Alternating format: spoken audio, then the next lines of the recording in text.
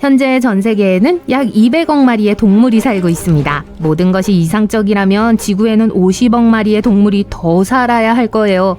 하지만 많은 종이 멸종했고 현재 약 4만 4천 종이 멸종 위기에 처해 있어요.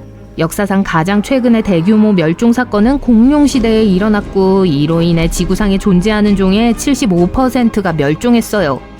툴라치 왈라비는 오래전에 사라진 오늘날의 캥거루의 친척이에요. 그런데 숨은 초능력이 있었으니 바로 야간 투시력이었어요. 그래서 주로 밤에 활동했어요. 왈라비는 키가 1m에 달했고 풀, 과일, 잎, 기타 식물을 먹었어요. 늪이나 다른 수역 근처의 풀밭에서 살았지만 오래 살지는 못했어요. 19세기에는 개체수가 급격히 줄어들어 멸종 위기에 처했습니다. 1920년까지 야생에 남은 왈라비는 14마리에 불과했어요. 구조작전이 시작됐고 마지막 14마리의 동물을 보호하기 위해 포획을 시도했어요. 하지만 상황은 통제불능이 되어 10마리의 왈라비가 목숨을 잃었어요. 남은 4마리는 특수시설로 옮겨졌고 1939년 마지막 1마리가 세상을 떠났습니다. 이제 툴라치 왈라비의 사진은 단 한 장만 남았습니다. 그 후에도 이 동물이 목격되었다는 보고가 있었지만 증거는 발견되지 않았고 70년대에 공식적으로 멸종선언이 내려졌어요. 짧은 얼굴곰은 북아메리카, 특히 알래스카에 서식하는 독특한 종이에요. 몸무게가 약 680kg에 달하는 거대한 곰이었어요. 뒷다리로 섰을 때 키는 약 3.6m로 오늘날 북극곰과에 속하는 가장 큰 동물인 북극곰보다 한 뼘 더 컸어요. 이 동물은 북극곰을 제외한 거의 모든 곰이 잡식성이라는 점에서 오늘날의 곰과는 달랐어요. 하지만 이 괴물은 육식만 했기 때문에 멸종의 원인이 됐습니다.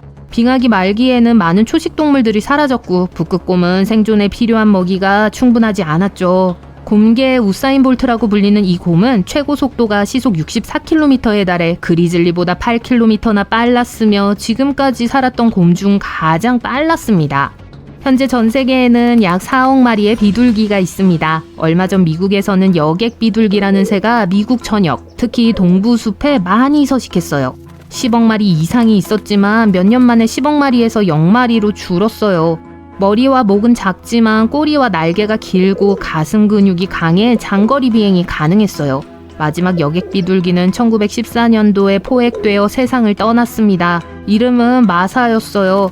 그 이후로 미국의 생태계에서는 이 새를 다시는 볼 수 없게 되었습니다. 엘크는 거대한 동물이지만 오래전에 사라진 아일랜드 엘크와 비교하면 작아 보여요. 그 엘크는 어깨 높이가 2.1m 정도였고 뿔의 길이는 3.6m에 달했습니다. 오늘날 엘크는 어깨 높이가 1.3m, 뿔 길이가 1.2m 정도에 불과해요.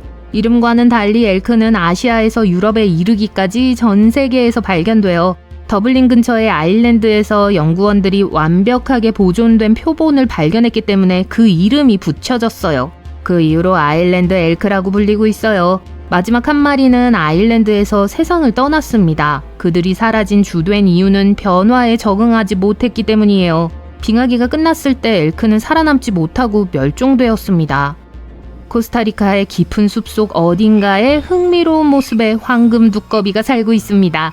1966년 모든 두꺼비들이 짝짓기를 위해 모이는 특정 장소에서 발견됐어요.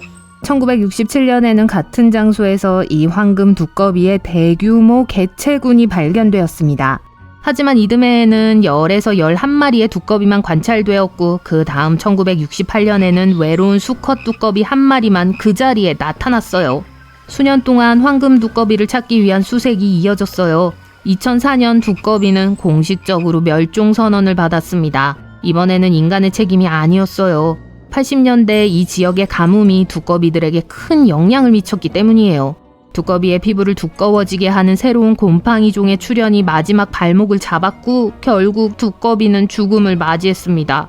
이 키트리드 곰팡이는 90여 종의 개구리와 양서류의 멸종을 초래한 원인으로 이들의 생명을 위협하는 가장 큰 요인 중 하나가 됐죠.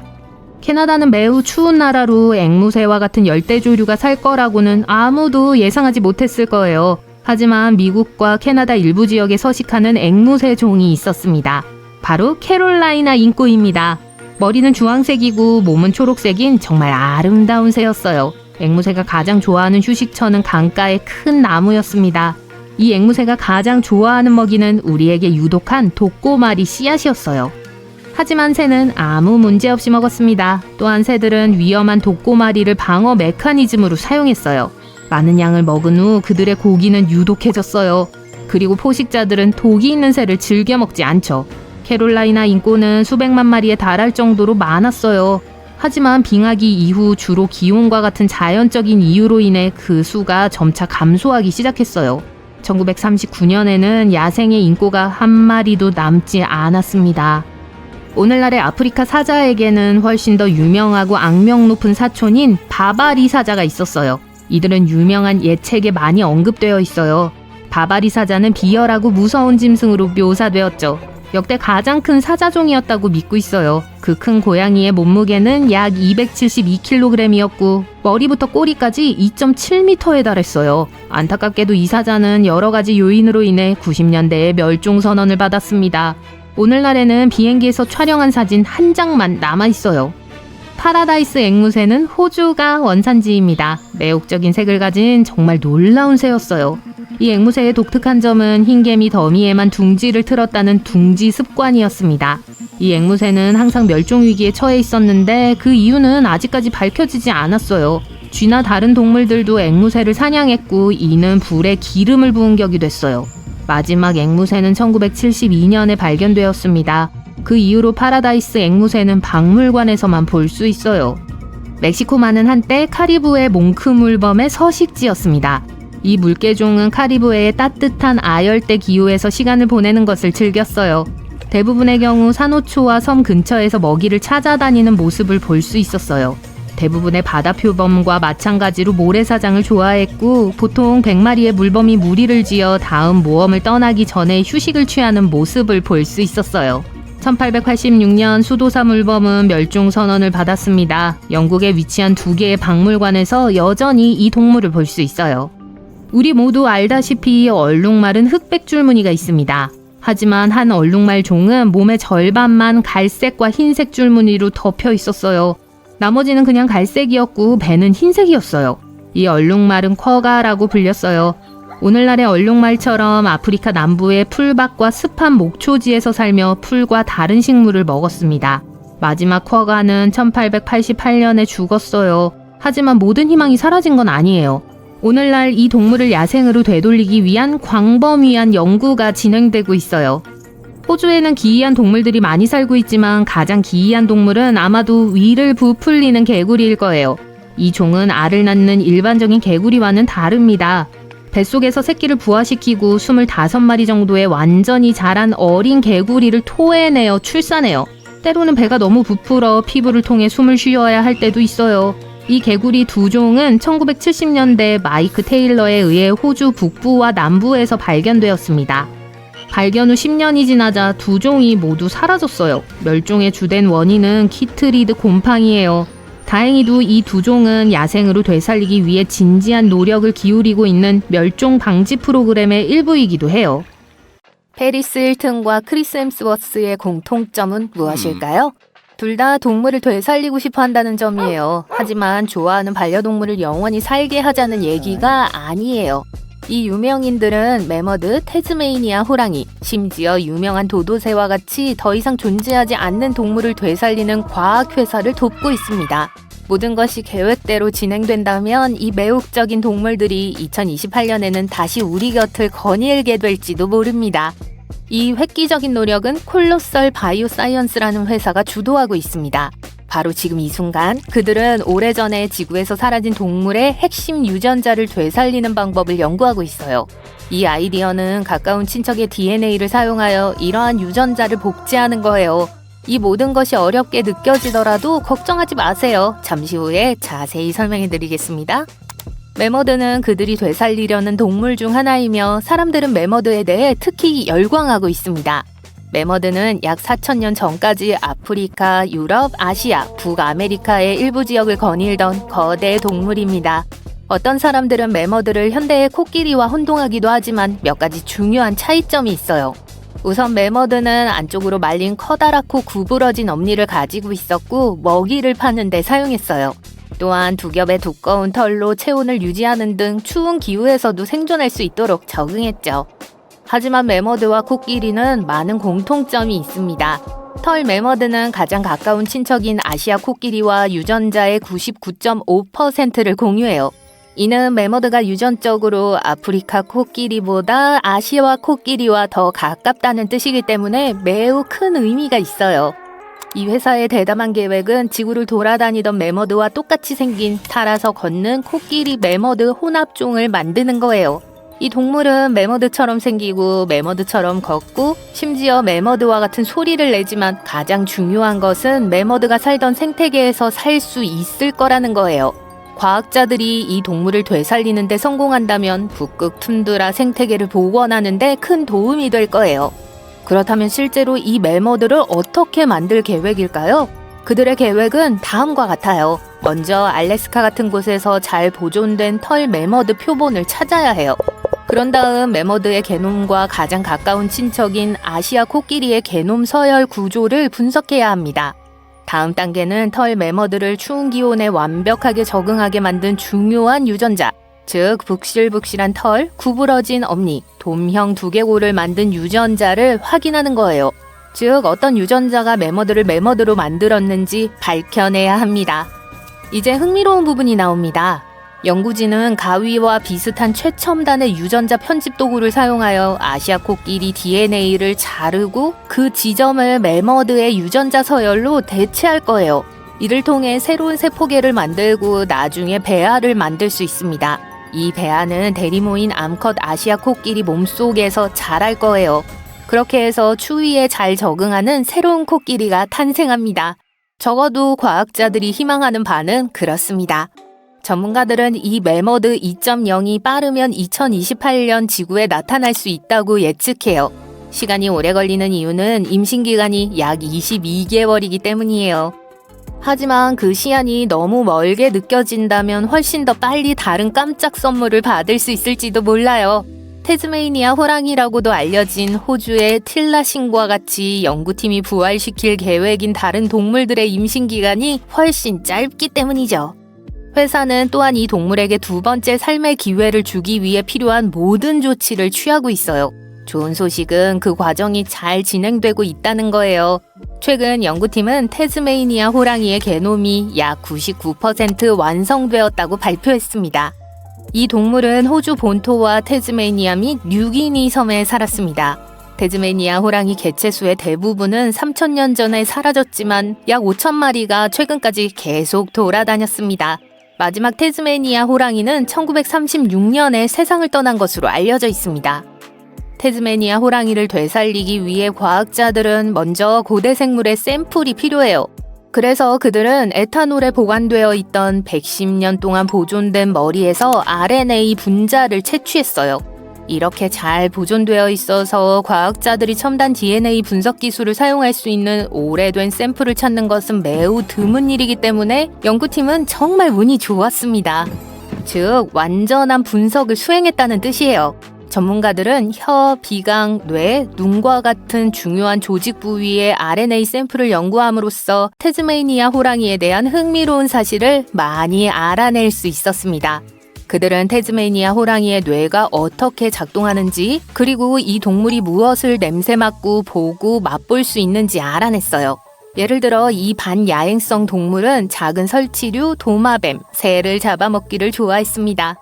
완벽한 샘플을 찾은 후에는 태즈메이니아 호랑이를 되살리는 과정도 매머드와 거의 동일해요.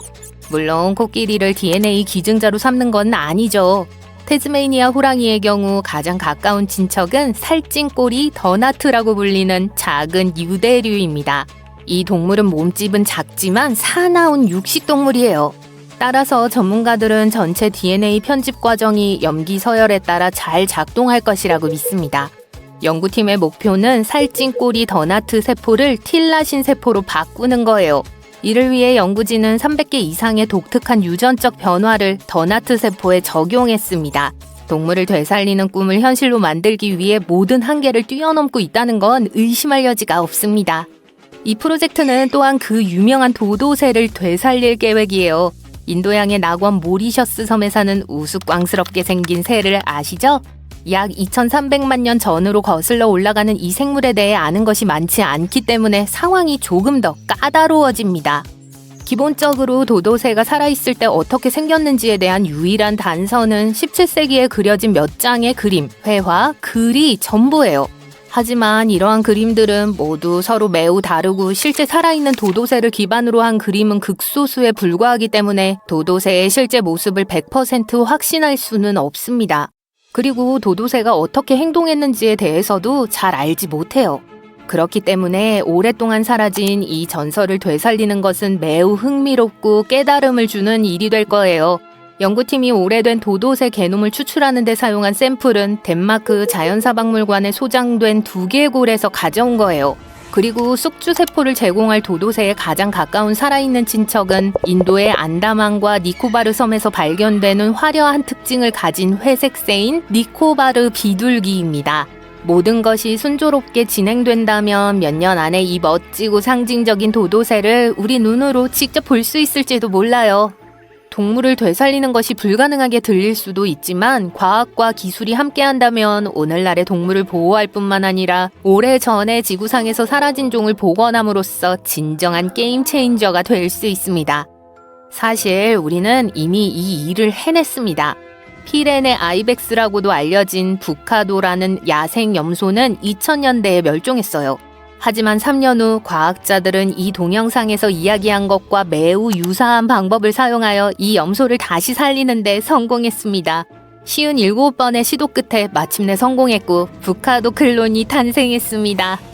안타깝게도 이 동물은 10분밖에 살지 못했어요. 실패했다고 생각할 수도 있지만 사실 동물 회생 분야에서 큰 진전을 이룬 거예요. 이제 전문가들은 도도새, 매머드, 태즈메니아 호랑이를 되살리기 위한 프로젝트가 조금 더 잘 진행되기를 바랄 뿐입니다. 지구상의 모든 종, 여러분과 저 그리고 여러분의 불쾌한 이웃은 모두 털 매머드와 검치 호랑이에게 일어난 것처럼 언젠가는 멸종할 운명에 처해 있습니다. 과학자들은 지금까지 살았던 모든 동물의 99%가 현재 멸종했다고 말해요. 표정이 왜 그러세요? 멸종이 이야기의 끝이 아니에요. 이제 주목하세요. 매머드가 사상 최고의 컴백을 할 수도 있고 인류를 구할 열쇠가 될 수도 있습니다. 그들이 공짜로 돈을 나눠줘서 우리가 더 이상 일할 필요가 없게 된다는 건 아니에요. 하지만 지구의 기상 상황을 개선하는 데 도움이 될 수 있습니다. 북극 툰드라에는 영구 동토층이라는 땅이 있습니다. 영구 동토층은 얼음 형태의 토양과 같은 것으로 2년 동안 계속 매우 추운 상태가 지속되면 토양이 영구 동토층으로 변해요. 하지만 지금 영구 동토층이 활발하게 녹고 있습니다.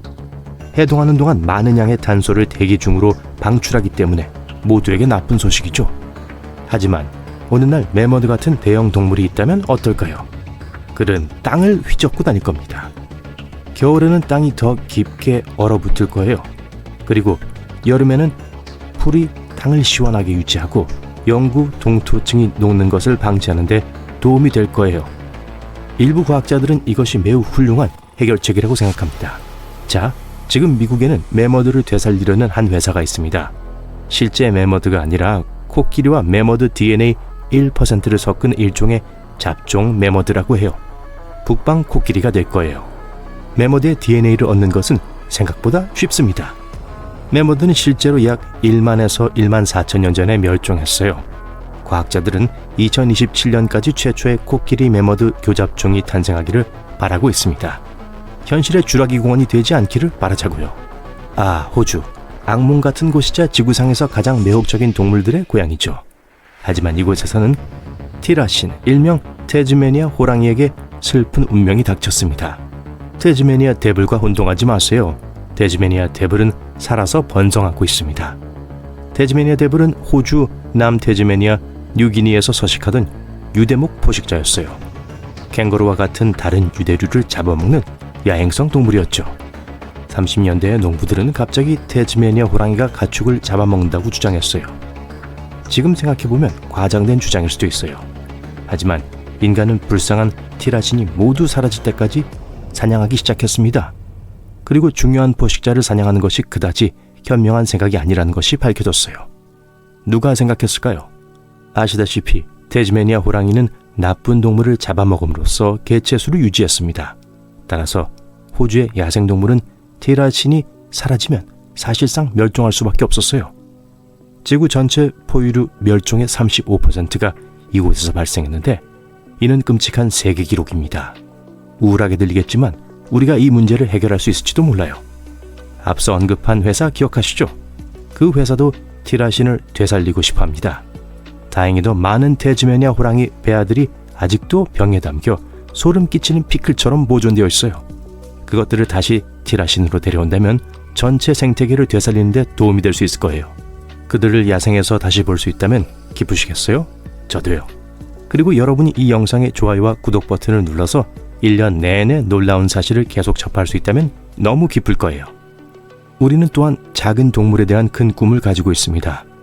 호주 빅토리아의 마운트 호담 스키 리조트로 여행을 떠나면 작고 귀여운 마운틴 피그미 주머니 쥐를 만날 수 있어요. 이 녀석들은 매우 희귀합니다. 심지어 멸종된 줄 알았어요. 우리가 가진 것은 화석뿐이었거든요. 그런데 1966년에 한 스키어가 스키장의 통나무 더미에서 주머니 쥐를 발견했습니다. 휴가를 즐기던 중 갑자기 멋진 발견을 했다고 상상해 보세요. 이 작은 주머니 쥐는 1년 중 7개월을 눈 아래에서 잠을 잔다고 해요. 가끔씩 깨어나 저장된 먹이를 먹습니다. 그리고 봄이 되면 더 많은 먹이를 먹기 위해 깨어나 짝을 찾고 다시 잠에 들어요. 정말 공감 가는 동물이네요. 이 영상에 등장한 걸 보면 멸종 위기에 처한 동물이라는 걸 짐작하시겠죠. 야생에 채 2,000마리도 남지 않았어요. 현재 살고 있는 집이 그들에게 적합하지 않기 때문이죠. 하지만 다행인 건요, 우리도 그들을 도울 수 있다는 거예요. 그들의 조상은 약 2천만 년 전에 저지대 숲에 살았습니다. 그렇다면 산 주머니쥐를 숲으로 옮기면 더 잘 살 수 있을까요? 물론 주머니쥐를 숲으로 데려가서 생존을 기대할 수는 없습니다. 대신 과학자들은 이 아이들을 천천히 숲에 풀어놓고 그들이 어떻게 적응하는지 지켜보려고 해요. 이 치료동물이 숲의 생활에 적응할 수 있기를 바랍니다. 오리너구리 개구리라고도 불리는 남부 위산 개구리는 아주 독특한 생물입니다. 1972년 호주 퀸즐랜드에서 발견됐어요. 당시 이 녀석은 매우 기이한 출산 습관으로 과학자들을 놀라게 했죠. 이것 좀 보세요. 어미 개구리는 알을 삼켜서 배를 자궁으로 바꿉니다. 그리고는 6주 동안 아무것도 먹지 않아요.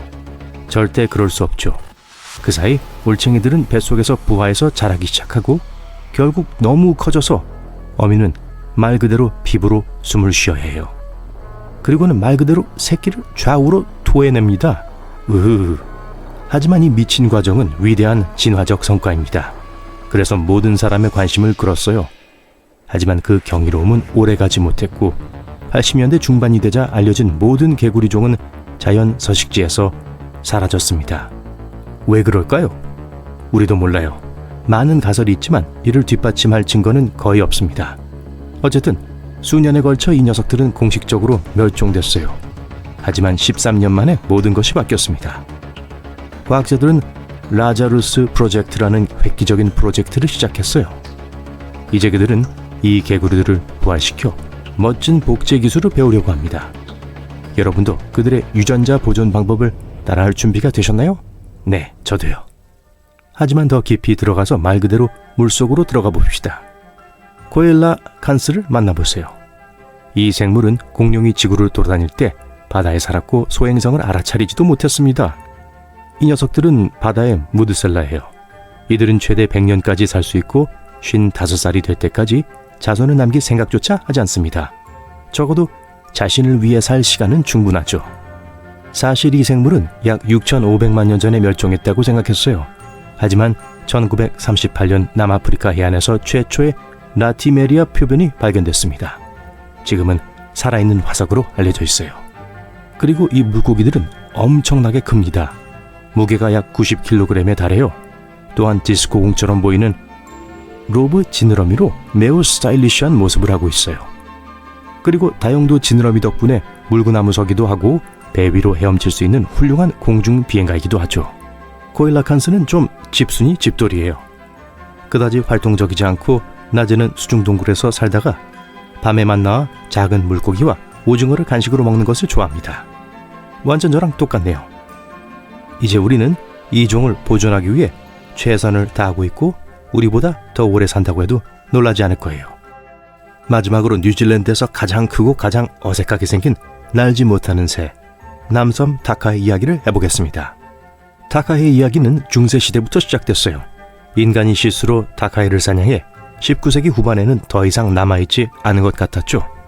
하지만 1948년 뉴질랜드에서 다시 발견됐습니다. 불쌍한 녀석들은 인간으로부터 숨기 위해 숲속에서 최선을 다했지만 우리는 여전히 그들을 잡았어요. 하지만 지금은 다릅니다. 그 이후로 우리는 멸종 위기에서 다카이를 구하기 위해 최선을 다하고 있어요. 다카이 회복 프로그램이 진행 중이며 그 결과 야생에 서식하는 새의 수를 크게 늘리는 데 성공했어요.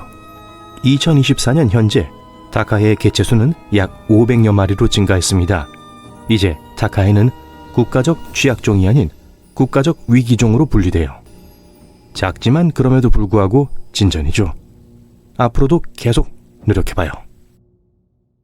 공격적으로 보이는 개가 다가오면 소리를 지르거나 비명을 지르세요. 그러면 우위를 보여줄 수 있고 개를 겁먹게 할 수 있어요. 네, 이건 널리 퍼져 있는 속설이며 공격할 것처럼 보이는 개를 만났을 때 도움이 되지 않습니다. 이 무서운 상황에서 가장 좋은 방법은 가만히 서서 동물과 직접적인 눈맞춤을 피하는 거예요. 뛰면 개가 더 쫓아오도록 부추길 수 있으니 절대 뛰지 마세요. 개가 공격하면 바닥에 엎드려 공 모양으로 몸을 웅크리고 손으로 머리와 목을 보호하세요. 하지만 객과 동물 중 훨씬 더 위험한 늑대를 만나게 된다면 어떻게 해야 할까요? 늑대는 특히 숲에서 인간보다 훨씬 빠르기 때문에 도망친다고 해서 목숨을 구할 수 없습니다. 게다가 달리기 시작하자마자 늑대의 먹이 사냥 본능이 즉시 발동해요. 대신 항상 늑대와 눈을 마주치고 절대 등을 돌리지 마세요. 탈출을 시도하는 동안 늑대가 계속 앞에 있는지 확인하세요. 포식자에게 등을 보이면 늑대의 사냥 본능이 작동할 수 있습니다. 따라서 동물과 마주보면서 천천히 뒤로 물러나세요. 뱀에 물렸을 때 물린 부위에 마늘을 발라야 한다는 말을 들어본 적이 있을 거예요. 또 다른 오해예요. 마늘은 뱀독에 전혀 영향을 미치지 않습니다. 대신 뱀의 색깔과 모양을 기억해두면 나중에 의사가 물린 부위를 치료하고 어떤 해독제가 필요한지 파악하는 데 도움이 될 수 있어요.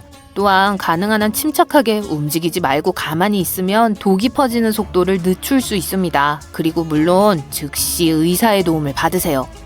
곰이 보이면 바닥에 엎드려 죽은 척 하세요. 안타깝게도 항상 이 방법이 통하는 건 아니에요. 우선 곰에게 자신의 먹이가 아니라는 걸 보여줘야 해요. 고음의 소리를 내거나 비명을 지르지 마세요. 이렇게 하면 곰을 더 흥분시킬 수 있습니다. 팔을 흔들 때는 천천히 하세요. 곰에게 말을 걸고 싶다면 차분하고 낮은 목소리로 말하세요. 곰에게서 눈을 떼지 말고 옆으로 움직이기 시작하면 넘어지거나 쓰러지지 않아요. 서두르거나 도망치지 마세요. 곰은 언뜻 보기에는 서툴고 느릴 것처럼 보이지만 의외로 달리기를 잘해요. 게다가 곰들은 먹이를 쫓는 걸 좋아합니다. 그렇기 때문에 곰이 달려들면 움직이지 마세요. 벌은 한 번만 쏘는다는 오해가 있습니다. 하지만 실제로는 꿀벌에 침은 가시가 있어 피해자의 피부에 쉽게 달라붙을 수 있다는 것이 문제예요. 벌은 침이 꽂히면 스스로 빠져나오지 못하고 보통 이런 사고에서 살아남지 못합니다. 벌은 무슨 일이 있어도 자신의 벌집을 보호한다는 사실을 기억해야 해요. 그리고 그냥 지나가는 것만으로도 벌에 쏘일 수 있습니다. 어두운 색은 벌에게 천적처럼 보이기 때문에 벌을 더 공격적으로 만들 수 있어요. 따라서 검은색 티셔츠를 입으면 벌에 쏘일 확률이 더 높습니다. 벌떼가 따라오면 밀폐된 곳이나 어두운 곳으로 숨으세요. 적절한 조명이 부족하면 벌떼가 길을 잃을 수 있어요. 말벌을 만났을 때도 비슷한 규칙이 적용됩니다. 최악의 실수 중 하나는 긴 머리를 내리고 어두운 옷을 입는 것입니다. 말벌은 어둡고 움직이는 물체에 끌리기 때문에 여러분의 옷과 머리카락이 그 조건에 딱 맞아요. 따라서 말벌을 만날 가능성이 있다고 생각되면 밝은 색의 옷을 입고 머리를 포니테일이나 올림머리로 묶는 것이 좋아요. 일반적인 생각과는 달리 말벌에 쏘인 부위를 식초나 베이킹소다로 닦는 것은 도움이 되지 않습니다. 대신 쏘인 부위에 얼음 찜질을 하세요. 고릴라를 정글의 왕이라고 부르는 데에는 이유가 있습니다. 고릴라는 자신의 가족과 땅을 보호하는 리더입니다. 일반적으로 고릴라는 순종적으로 행동하면 공격하지 않아요. 따라서 고릴라를 만났을 때는 고릴라 위에 우뚝 솟아 위협적으로 보이지 않도록 자리에 앉으세요. 큰 소리를 내지 말고 눈을 직접 마주치지 않도록 주의하세요. 고릴라가 공격하거나 다가오면 몸을 공 모양으로 말아주세요. 고릴라는 자존심이 강한 동물로 일반적으로 약하고 무방비 상태인 동물은 공격하지 않아요. 놀랍게도 야생 캥거루는 사람에게 심각한 위협이 될 수 있습니다. 하지만 이는 동물의 영역에 들어가서 위협을 느낄 때만 일어날 수 있어요. 충돌을 피하려면 기침을 하세요. 농담이 아니에요. 기침을 짧고 조용하게 해야 해요. 캥거루는 기침을 질병의 신호로 간주하고 공격하지 않을 가능성이 높아요. 그런 다음 천천히 뒤로 물러나세요. 이렇게 하면 캥거루가 더 작아 보이므로 덜 위협적으로 보일 겁니다. 돌아서서 뛰지 마세요. 캥거루를 자극할 뿐이에요. 캥거루는 완벽한 점프 실력으로 금방 따라잡을 수 있다는 사실을 기억하세요. 물론 상어에 대해 이야기하지 않을 수 없습니다. 좋은 소식은 지구상에 존재하는 수백 종의 상어 중 인간을 공격하는 상어는 약 12종에 불과하다는 거예요. 하지만 상어가 사람에게 관심을 보이면 떼어내기가 매우 어렵습니다. 상어는 먼 거리에서도 냄새를 맡을 수 있으므로 상어를 유인하지 않으려면 피나 기타 체액이 물에 들어가지 않도록 주의하세요. 또한 수영할 때는 반짝이는 장신구나 기타 반사되는 물체를 벗으세요. 상어는 물고기 비늘로 착각하기 때문에 반짝이는 것에 끌려요. 이 포식자에게 등을 돌리지 말고 당황해서 도망치려 하지 마세요. 이렇게 하면 먹이처럼 보일 수 있습니다. 천천히 움직이세요. 동물의 눈과 아가미를 치면 동물이 더 화를 내고 더 공격적으로 행동할 수 있습니다. 대신 거품을 내세요. 너무 시끄럽고 상어는 거품을 좋아하지 않아요. 멧돼지와 마주쳤을 때 물속으로 뛰어들어 피하려고 하는 건 실수입니다. 멧돼지는 실제로 수영을 잘하기 때문에 위협을 느끼면 쉽게 따라올 수 있습니다. 대신 멧돼지가 근처에서 걸어오는 걸 발견하면 휘파람을 불거나 노래를 부르세요. 사자를 만났다면 눈을 마주치지 마세요. 등을 돌리거나 눈을 떼지 마세요. 포식자에게 공격할 시간을 줄 수 있으니까요. 실제보다 더 크게 보이도록 노력하세요. 팔과 자켓을 들어 올리세요. 덩치가 크고 위협적으로 보이면 사자는 대결을 피하려고 할 거예요. 사자에게 적당히 크고 자신감 있는 목소리로 말하세요. 이러한 행동은 피해자에게는 일반적이지 않습니다. 포식자를 당황하게 할 수 있으며 사자는 여러분을 짜증나는 존재로 인식하고 멀리할 거예요. 코끼리는 영리하고 매우 친근한 동물이지만 사람을 공격하는 것으로 알려져 있습니다. 특히 아기가 있는 암컷 어미 코끼리의 경우 더욱 그렇습니다. 코끼리를 만나면 코끼리의 몸짓에 주의를 기울이세요. 코가 말려있고 귀가 뒤로 당겨져 있다면 코끼리가 여러분을 공격하고 짓밟으려 한다는 뜻입니다. 코끼리가 다가오면 뛰지 마세요. 코끼리와 여러분 사이에 장벽 역할을 할 수 있는 물건을 찾아보세요. 돌이나 나무가 될 수 있습니다. 코뿔소는 시력이 나쁘기 때문에 쉽게 겁을 먹고 공격하도록 자극할 수 있습니다. 코뿔소의 속도는 시속 60km에 달할 수 있기 때문에 코뿔소를 앞지르기는 정말 어렵습니다. 코뿔소로부터 탈출하는 가장 확실한 방법은 나무 뒤에 숨는 거예요. 코뿔소에게 나무는 심각한 장애물입니다. 또한 덤불이나 높은 풀 사이로 코뿔소가 따라오지 않을 가능성이 높습니다. 하마는 귀엽게 보일 수 있지만 이 이미지는 매우 오해의 소지가 있어요. 하마는 매우 위험할 수 있는 동물이에요. 하마는 몸무게에도 불구하고 시속 28에서 45km의 속도로 달릴 수 있어요. 게다가 하마를 화나게 하는 것도 아주 쉽습니다. 따라서 날씨가 더우면 덤불에 가까이 가지 마세요. 가뭄철에는 수위가 낮아지고 하마는 키가 큰 풀숲에 숨어요. 하마가 여러분을 내버려 두게 하려면 나무나 바위, 가파른 언덕에 올라가세요. 하마가 사라질 때까지 기다리세요. 널리 알려진 생각과는 달리 황소는 빨간색이나 다른 색이 아닌 움직임에 반응합니다. 그렇기 때문에 황소가 달려들면 몸을 똑바로 세우고 가만히 있어야 합니다. 모자, 티셔츠 또는 손에 들고 있는 다른 옷을 미끼로 사용하세요. 황소가 가까이 다가오면 이 물건을 가능한 한 멀리 던지세요. 황소는 방향을 바꾸어 이 새로운 목표물을 따라갈 겁니다. 불가사리는 머리가 없는 것으로 밝혀졌습니다. 몸 자체가 머리입니다. 불가사리를 처음 보면 팔이 5개라고 생각하시죠? 과학자들은 불가사리가 왜 이렇게 생겼는지, 특히 머리가 어디에 있는지에 대해 항상 궁금해왔습니다. 인간을 포함한 대부분의 동물은 몸통이 양측 대칭을 이루기 때문에 몸통을 가운데로 나누면 양쪽이 일치하는 모양을 얻을 수 있어요. 하지만 불가사리는 연잎성게, 말미잘과 더불어 그렇지 않아요. 불가사리는 방사형 대칭으로 몸의 중앙에서 같은 부분이 펼쳐집니다. 불가사리는 5방향 대칭을 이루고 있으며 5개의 동일한 부분으로 나눌 수 있기 때문에 특별해요. 이 발견을 위해 과학자들은 유전자 연구에 도움이 되는 RNA 단층 촬영이라는 기술을 사용했어요. 그들은 신경계를 포함한 외층을 제어하는 유전자에 초점을 맞췄습니다. 놀랍게도 머리와 관련된 유전자가 불가사리의 머리와 팔에 활성화되어 있었습니다. 그러나 몸통과 연결된 유전자는 거의 활성화되지 않았습니다. 이는 불가사리의 머리와 몸통이 독특하게 분리되어 있음을 시사해요. 이 연구는 화석 기록을 바탕으로 불가사리의 진화 과정과 몸통을 가진 조상이 어떤 모습이었을지에 대한 새로운 의문을 불러일으켰습니다. 또한 도토리벌레의 머리에서 활성화되는 유전자가 불가사리의 몸 전체를 덮고 있는 피부에서도 활성화되는 것으로 나타났습니다. 이 유전자는 각 팔의 중앙에서 가장 활발하게 활동하며 팔끝으로 갈수록 다른 동물의 뒤쪽에서 발견되는 유전자와 유사하게 변화합니다. 불가사리는 몸통에 대한 유전자가 없습니다. 이 모든 것이 불가사리의 해부학적 구조에 대한 전통적인 관점에 도전합니다. 폴 맥카트니가 비틀즈의 노래 A Day in the Life의 마지막에 그의 셰틀랜드 양치기계를 위한 초음파 호루라기를 녹음했다는 소문이 있어요. 개는 청각 능력이 뛰어나기 때문에 초음파 소리를 들을 수 있어요. 개는 귀 하나를 움직이려면 18개의 근육을 사용해야 합니다. 이 덕분에 소리의 발원지를 재빨리 찾아낼 수 있으며 이는 인간보다 뛰어난 또 하나의 능력이죠. 개들의 놀라운 청력은 때때로 후각보다 뛰어납니다. 개의 후각은 인간보다 최대 10만 배 더 예민합니다. 인간의 후각 수용체는 약 500만 개이지만 블러드 하운드는 최대 3억 개에 달합니다. 또 다른 연구에 따르면 개와 큰 돌고래는 인간과 놀라운 유사성을 공유할 수 있다고 해요. 그들은 사랑하는 상대와 헤어질 때 상대방의 이름을 부릅니다. 이는 인간이 아닌 동물 중 최초로 밝혀진 사실입니다. 이번 연구를 통해 돌고래는 친한 동료와 헤어질 때 서로의 시그니처 휘파람 소리를 모방한다는 사실이 밝혀졌습니다. 시라소타 돌고래 연구 프로그램의 기록에 따르면 여러 쌍의 돌고래가 별도의 그물에 갇혀 있었지만 여전히 서로 의사소통을 할 수 있었다고 해요. 돌고래의 수다 중 일부는 돌고래 친구들의 독특한 휘파람 소리를 모방한 것으로 밝혀졌습니다.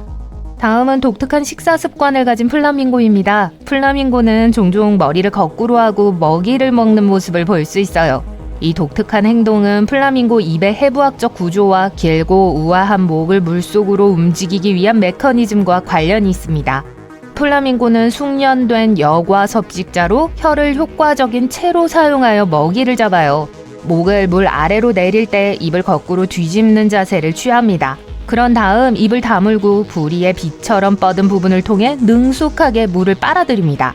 또한 혀를 이용해 물을 배출하면서 수집한 먹이를 섭취해요.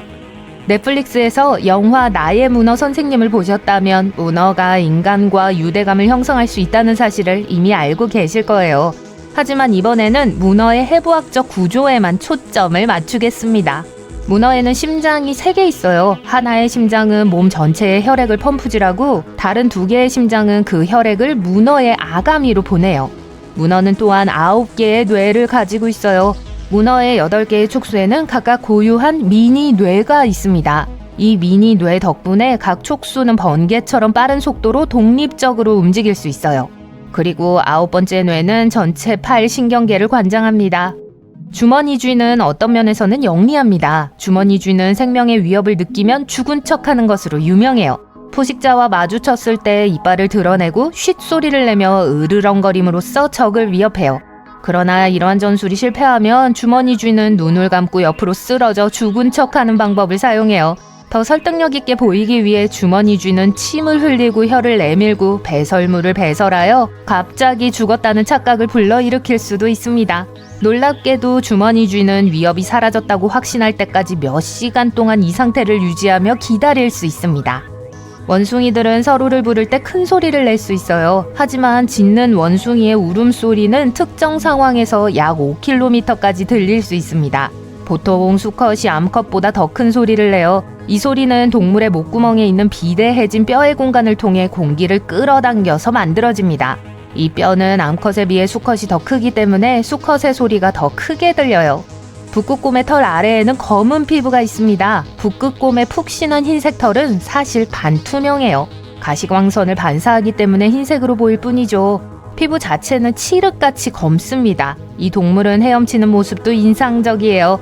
물속에서 최대 시속 10km의 속도를 낼 수 있는데 이렇게 큰 동물치고는 꽤 빠른 속도입니다. 수 킬로미터를 헤엄쳐 몇 시간 동안 계속 헤엄칠 수 있습니다. 큰 발은 수영을 위해 설계되었어요. 뒷다리는 곧게 펴서 방향타 역할을 하면서 노를 저어 물속을 헤엄치는 데 사용하며 방향을 잡는 데 도움을 줘요. 북극곰을 방문했으니까 펭귄에 대한 낭만적인 사실 하나를 덧붙일게요. 수컷 젠투 펭귄과 아델리 펭귄은 프로포즈로 자신을 표현해요. 이들은 잠재적인 짝에게 남극의 혹독한 환경에서 둥지를 짓는데 필수적인 귀중한 조약돌을 제공합니다. 암컷 펭귄이 조약돌을 받아들인다면 두 펭귄은 평생을 함께하며 유대감을 형성하고 짝짓기를 준비합니다. 또 다른 연구에 따르면 우리가 키우는 집고양이는 유전적 구성의 95% 이상을 호랑이와 공유한다고 해요. 이 작은 털복숭이들은 또한 냄새로 영역을 표시하거나 놀이 시간 동안 스토킹하고 달려드는 고전적인 행동 등 야생의 친척인 호랑이의 많은 행동을 모방합니다. 하지만 생물학적으로 고양이의 뇌는 인간과 비슷해요. 두 뇌에서 동일한 감정 영역을 공유하고 있어요. 고양이는 또한 최대 100가지의 소리를 낼 수 있습니다. 올빼미의 눈에는 관 혹은 원통이 있습니다. 막대 모양의 눈은 안구를 움직이지 않아요. 우리의 눈은 거의 모든 방향으로 움직일 수 있지만 올빼미는 몸 전체 또는 머리 전체를 돌려서 주위를 살펴야 하는데 모두 야간 시력 때문이에요. 어둠 속에서 보는 기술을 익히려면 올빼미는 모든 빛을 퍼낼 수 있는 큰 각막이 필요해요. 늘보로리스나 안경원숭이와 같이 대부분 밤에 활동하는 동물들은 이를 위해 거대한 눈을 가지고 있습니다. 하지만 올빼미는 두개골이 작기 때문에 그 큰 눈이 부풀어 오를 수 없습니다. 바퀴벌레는 생존 기술로 악명 높은데 그 핵심적인 이유는 바퀴벌레의 독특한 뇌 구조 때문이에요. 바퀴벌레는 두 개의 뇌를 가지고 있는데 하나는 머리에 있고 복부 근처에 더 기본적인 뇌가 있습니다. 바퀴벌레는 놀라울 정도로 반응이 빠르기 때문에 잡기가 매우 어려워요. 뒷부분에는 미세한 바람을 느낄 수 있는 작은 털이 있어요. 이 털이 움직이면 바퀴벌레는 시간을 낭비하지 않고 즉시 탈출 모드로 전환해요. 연구에 따르면 바퀴벌레는 20분에 1초 만에 반응할 수 있다고 합니다. 따라서 우리가 불을 켜거나 무언가를 손에 쥐고 바퀴벌레를 잡으려고 할 때쯤이면 바퀴벌레는 이미 달아납니다. 고양이는 꿈을 꿉니다. 고양이가 자고 있는 동안 수염이 경련을 일으키거나 다리를 차는 모습을 볼 수 있을 때가 있어요. 그렇다고 해서 악몽을 꾸고 있다는 뜻은 아니에요. 사람의 수면을 살펴보면 고양이 친구들에게 무슨 일이 일어나고 있는지에 대한 단서를 얻을 수 있습니다. 렘수면을 하는 동안 우리의 뇌는 깨어있을 때처럼 매우 활발하게 활동해요. 또한 꿈을 꾸기 가장 좋은 시간대이기도 해요. 렘수면은 눈꺼풀 아래에서 눈이 빠르게 움직이기 때문에 이런 이름이 붙여졌어요. 눈은 움직이지만 나머지 신체는 움직이지 않아요. 우리의 마음속에서 일어나는 일에 집중하는 거죠. 고양이도 마찬가지예요. 고양이는 가끔 실룩거리는 것 외에는 보통 잠을 잘 때 많이 움직이지 않습니다. 새로운 소식이 있어요. 쥐는 간지러움을 탑니다. 무슨 뉴스 속보라고 생각하셨나요? 어쨌든 쥐의 중뇌에는 소위 웃음센터라는 것이 있는데 누군가 쥐를 간지럽히거나 쥐들이 재미있고 장난스러운 활동을 할 때 이 센터가 활성화돼요. 과학자들은 2016년 이 사실을 발견했는데 설치류의 배를 간지럽히자 낄낄거리는 소리를 냈다고 합니다. 벌새는 우리가 알고 있는 새 중 유일하게 뒤로 날 수 있는 새입니다. 벌새는 주로 꽃에서 멀어지고 싶을 때 후진을 합니다. 그리고 여기 뒤로 갈 수 없는 동물이 있습니다. 캥거루요.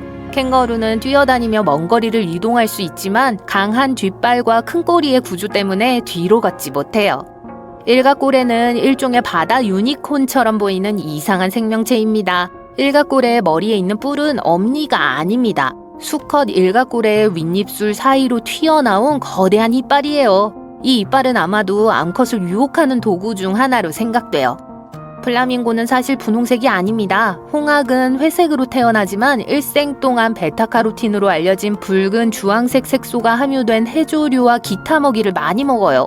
이 색소가 분해되어 피부와 깃털에 축적되고 분홍색을 띠게 되죠. 하지만 이런 색을 유지하려면 그런 음식을 많이 먹어야 해요. 만약 우리 인간이 피부색을 바꾸고 싶다고 해도 핑크색, 심지어 주황색으로 변할 수 있을 만큼 베타카로틴이 풍부한 음식을 충분히 먹을 수는 없을 거예요. 나무늘보가 정말 느리다는 농담과 밈은 모두 사실입니다. 그러나 그들은 또한 매우 뛰어난 수영선수입니다. 물속에서는 육지보다 약 3, 4배 더 빠르게 움직이죠. 사람처럼 평형을 할 수 있고 평형은 이들에게 매우 중요한 기술인데 열대동물인 나무늘보는 정글에 주로 서식하며 정글은 종종 물에 잠기기 때문이에요. 호랑이는 고양이과 동물 중 가장 큰 동물입니다. 네, 사자보다 더 크죠. 그리고 어떤 호랑이도 같은 줄무늬를 가지고 있지 않아요. 호랑이의 털은 사실 위장술로 먹잇감에 눈에 띄지 않는 좋은 장소를 찾아야 할 때 유용하게 쓰입니다. 흥미롭게도 호랑이는 털뿐만 아니라 피부에도 줄무늬가 있어요. 호랑이 줄무늬는 지문처럼 독특해요. 다소 우스꽝스럽고 순진해 보이지만 오리너구리를 귀찮게 하지 않는 게 좋아요. 이 야생동물은 독을 가지고 있는 몇 안 되는 포유류종입니다. 오리너구리의 뒷발 끝에는 독을 방출할 수 있는 침이 있습니다. 생명의 위협이 될 만큼 강력하지는 않지만 쏘이면 매우 고통스럽고 부종 및 기타 문제를 일으킬 수 있죠. 무당벌레는 잠재적 포식자로부터 자신을 방어해야 할 때 무릎에서 피를 흘리기 시작해요. 무당벌레의 관절에서 나오는 피는 실제 피가 아니라 악취를 풍기는 특정 화학물질로 포식자를 쫓아내기 위한 거예요. 무당벌레는 동물의 세계에서 살아남는 데 도움이 되는 또 다른 메커니즘이 있는데 바로 고유한 색이에요. 포식자는 빨간색, 주황색, 검은색과 같은 밝은 색의 조합을 좋아하지 않는데 이는 이런 색을 가진 생물이 끔찍한 맛이 난다고 알고 있기 때문이에요. 수탉은 아침에 매우 시끄러울 수 있지만 자기 울음소리가 얼마나 큰지 듣지 못하기 때문에 청각장애가 생기지는 않습니다. 수탉을 안전하게 지켜주는 건 특수 내장형 소음 방지 플러그예요. 암탉도 청력 손실의 위험을 줄이는 동일한 시스템을 갖추고 있어요. 이러한 보호장치뿐만 아니라 달팽이관 유모세포가 손상되면 며칠 만에 다시 자랄 수 있습니다.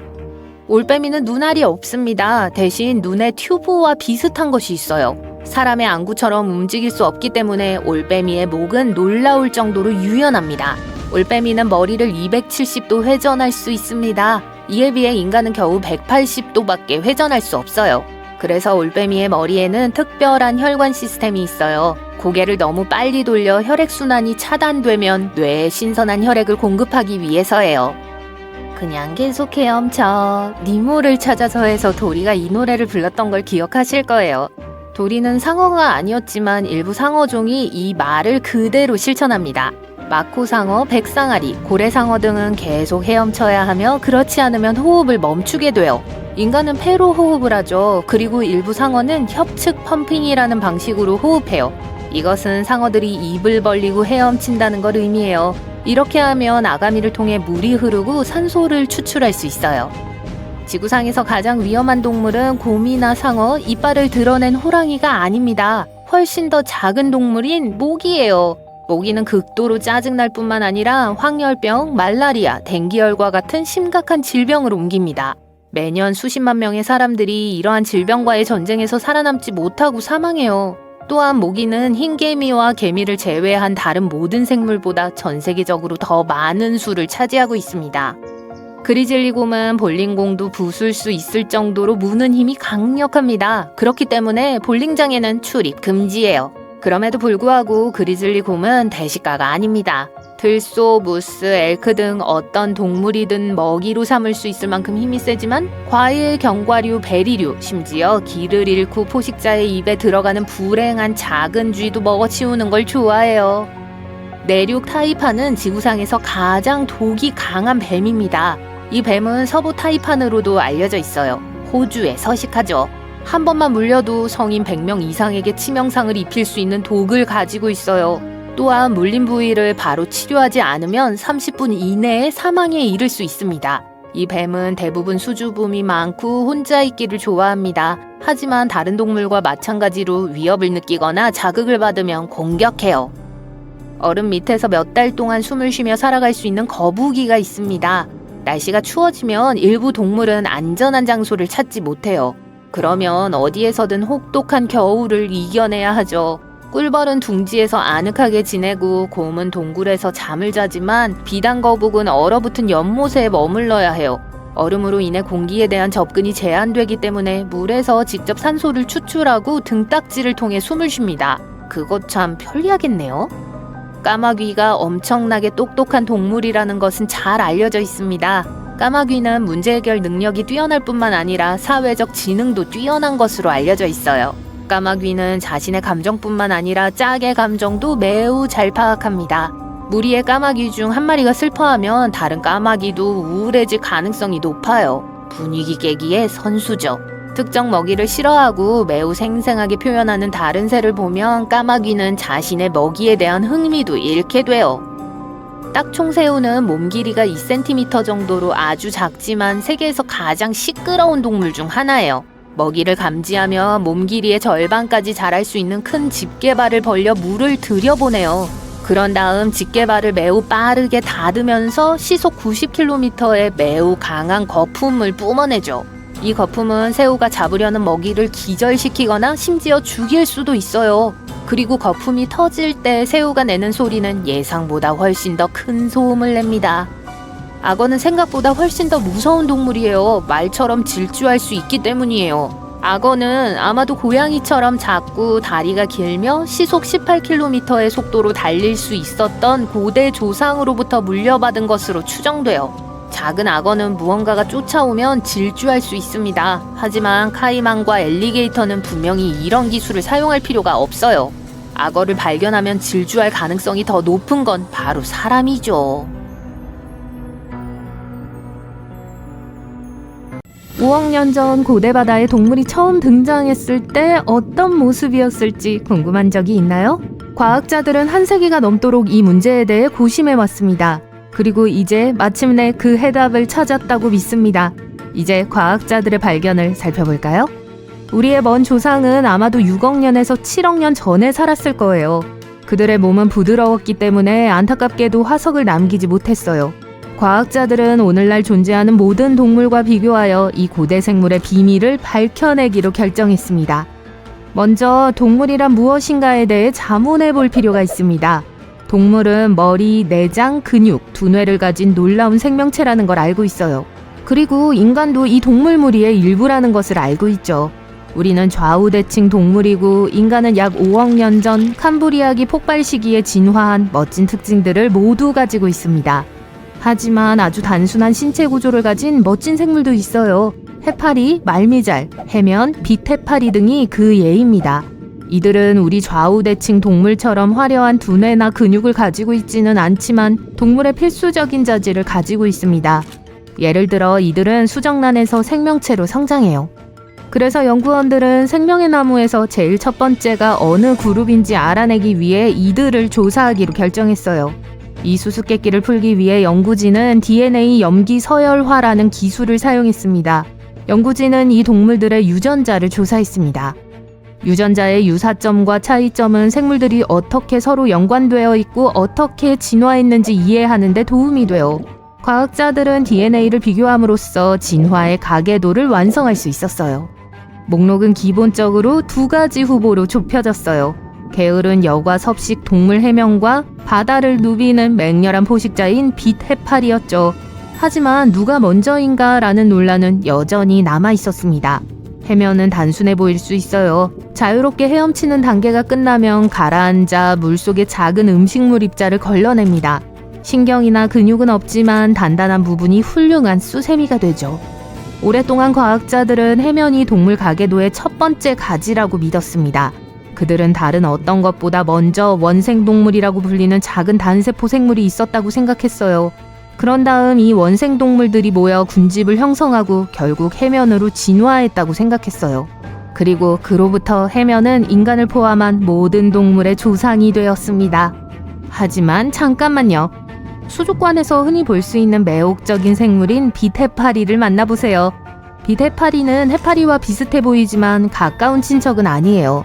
빛해파리는 물속에서 몸을 움츠려 움직이는 대신 빛처럼 생긴 섬모 줄을 이용해 스스로를 추진해요. 캘리포니아 해변에서는 씨 구스베리를 볼 수 있는데 흔한 빛해파리의 일종이에요. 지름이 약 2.54cm에 달하며 관찰하는 재미가 쏠쏠해요. 어쨌든 이제 두 후보가 생겼습니다. 해면이 먼저인지 빛해파리가 먼저인지 알아내기 위해 생물학자들은 예상치 못한 슈퍼히어로인 염색체를 관찰했습니다.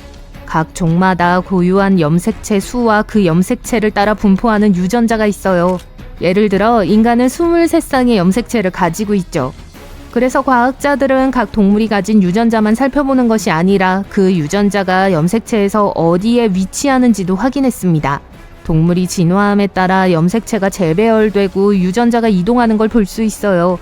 한번 이동한 유전자는 원래 자리로 돌아가기 매우 어렵습니다. 그래서 영리한 생물학자들은 염색체에서 유전자의 뒤섞임이 가장 적은 동물이 먼저 나타났을 것이라고 생각했어요. 그들은 기본적으로 조각이 가장 적게 섞인 퍼즐을 찾아야 했어요. 이 수수께끼를 풀기 위해 과학자들은 해명과 비테파리의 유전자 배치를 가장 가까운 단일세포 비동물 친척과 비교했습니다. 이 단일세포 친척들은 최초의 동물의 사촌과 같아서 원래 게놈에 대한 단서를 가지고 있었어요. 생물체의 게놈이 원형에 가까울수록 변이가 적고 자매일 가능성이 높았습니다. 그리고 연구팀은 놀라운 사실을 발견했어요. 5억 년 이상의 독립적인 진화에도 불구하고 해면, 해파리 및 기타 많은 무척추 동물은 염색체에서 유사한 유전자 세트를 공유하고 있었어요. 이는 기본적으로 동물의 염색체가 천천히 진화한다는 걸 의미해요. 또한 연구원들은 고대 공통조상의 염색체를 디지털 방식으로 재구성할 수 있는 절호의 기회를 얻었습니다. 하지만 또 다른 큰 문제가 있었습니다. 2021년이 될 때까지 우리는 비테파리의 염색체가 어떻게 생겼는지 전혀 알지 못했습니다. 그때 뛰어난 생물학자들이 마침내 암호를 풀었습니다. 그들은 꽤 복잡한 이름을 가진 특정 비테파리의 염색체 구조를 발견했어요. 그런데 그 구조는 그들이 이전에 본 것과는 전혀 달랐습니다. 이상하게도 이 비테파리의 염색체는 다른 동물의 염색체와 완전히 달랐어요. 과학자들은 당황했습니다. 수백만 년 동안 많은 변화가 있었기 때문일까요? 아니면 실제로 다른 모든 동물보다 먼저 나타났기 때문일까요? 과학자들은 이러한 누락된 부분을 채우기 위해 많은 시간과 노력이 필요했습니다. 그리고 그 결과가 무엇일까요? 마침내 해답을 찾았어요. 동물나무의 첫 번째 가지는 비테파리였던 것으로 밝혀졌습니다. 그 다음에는 해면이, 그 다음에는 인간을 포함한 다른 모든 생물이 뒤를 이었죠. 이제 우리 모두의 기원이 된 이 작고 재미있는 생물에 대해 이야기해 볼게요. 비테파리를 포함한 해파리는 특별한 기관이 거의 없는 단순한 생물이에요. 물속의 화학물질을 감지하여 먹이를 찾을 수 있으며 심지어 물속에서 방향을 찾는 데 도움이 되는 평형포라는 특별한 구조도 가지고 있어요. 빛 해파리는 테노포어라고도 합니다. 북극과 남극부터 햇볕이 잘 드는 적도까지 바다 곳곳에 서식하는 귀여운 작은 생물이죠. 해수면부터 심해까지 다양한 곳에서 볼 수 있습니다. 이 놀라운 동물은 무척추 동물에 속하기 때문에 사람 같은 등뼈가 없습니다. 이들은 종에 따라 다양한 크기로 존재해요. 그런데 외계인처럼 보이지만 부드러운 몸은 수중 세계를 위해 완벽하게 설계되었어요. 95% 이상이 물로 이루어져 있어 가볍고 민첩하죠. 빛 해파리는 타원형의 8줄의 작은 빗살 모양의 판을 가진 매혹적인 생물입니다. 이 빗살을 이용해 물속을 우아하게 헤엄쳐 다니죠. 그리고 그거 아세요? 움직일 때 빗살은 빛을 회전시키면서 마법 같은 무지개 효과를 만들어내요. 마치 반짝이는 프리즘 속을 헤엄치는 것 같아요. 하지만 보기만큼 귀엽거나 무해한 건 아닙니다. 실제로 빛 해파리는 맹렬한 포식자입니다. 다른 해파리를 먹어치우는 걸 좋아하며 일부는 자기 몸집의 절반에 가까운 먹이를 잡기 위해 배를 쭉 펴기도 해요. 따라서 그들의 식단은 다른 빛 해파리와 약간의 살프와 관 해파리로 구성되어 식욕이 대단하죠. 또 한 가지 흥미로운 사실은 빛 해파리가 동물나무에서 갈라져 나온 것은 맞지만 빛 해파리와 해면 모두 그 이후로 계속 진화해 왔다는 점입니다. 각자의 여정을 거치면서 환경에 적응하고 시간이 지남에 따라 새로운 기능을 개발해 왔어요. 진화가 현재 진행형이라는 사실을 상기시켜줍니다. 또한 이 독특한 생물과 그 환경을 보호하는 것이 얼마나 중요한지를 보여줍니다. 해파리의 개체수의 변화는 더 큰 문제의 징후일 수 있으므로 서식지를 보호하는 것이 중요해요. 하지만 이 모든 것이 왜 그렇게 중요한 걸까요? 이러한 발견은 동물의 진화 과정을 이해하는 데 도움이 되기 때문이에요. 동물 개통도의 초기 가지를 연구함으로써 모든 동물이 공유하는 특징과 특성에 대해 배울 수 있어요. 예를 들어 동물이 주변 환경을 감지하고 먹고 움직이는 방법 등을 배울 수 있어요. 또한 동물이 어떻게 처음 출현하여 오늘날의 놀라운 종으로 진화했는지에 대한 모든 종류의 멋진 사실을 배울 수 있습니다. 과학자들은 그 발견에 대해 정말 흥분했습니다. 아주 오래된 시대의 유물을 발견했다는 사실을 알고 있었죠. 이제 잘 아시겠죠? 이 발견은 과거를 깊이 들여다볼 수 있는 마법의 타임머신과도 같아요. 동물의 기원에 대한 지식의 보고인 셈이죠. 앞으로 과학자들이 더 흥미로운 사실을 밝혀낼 것이라고 확신합니다.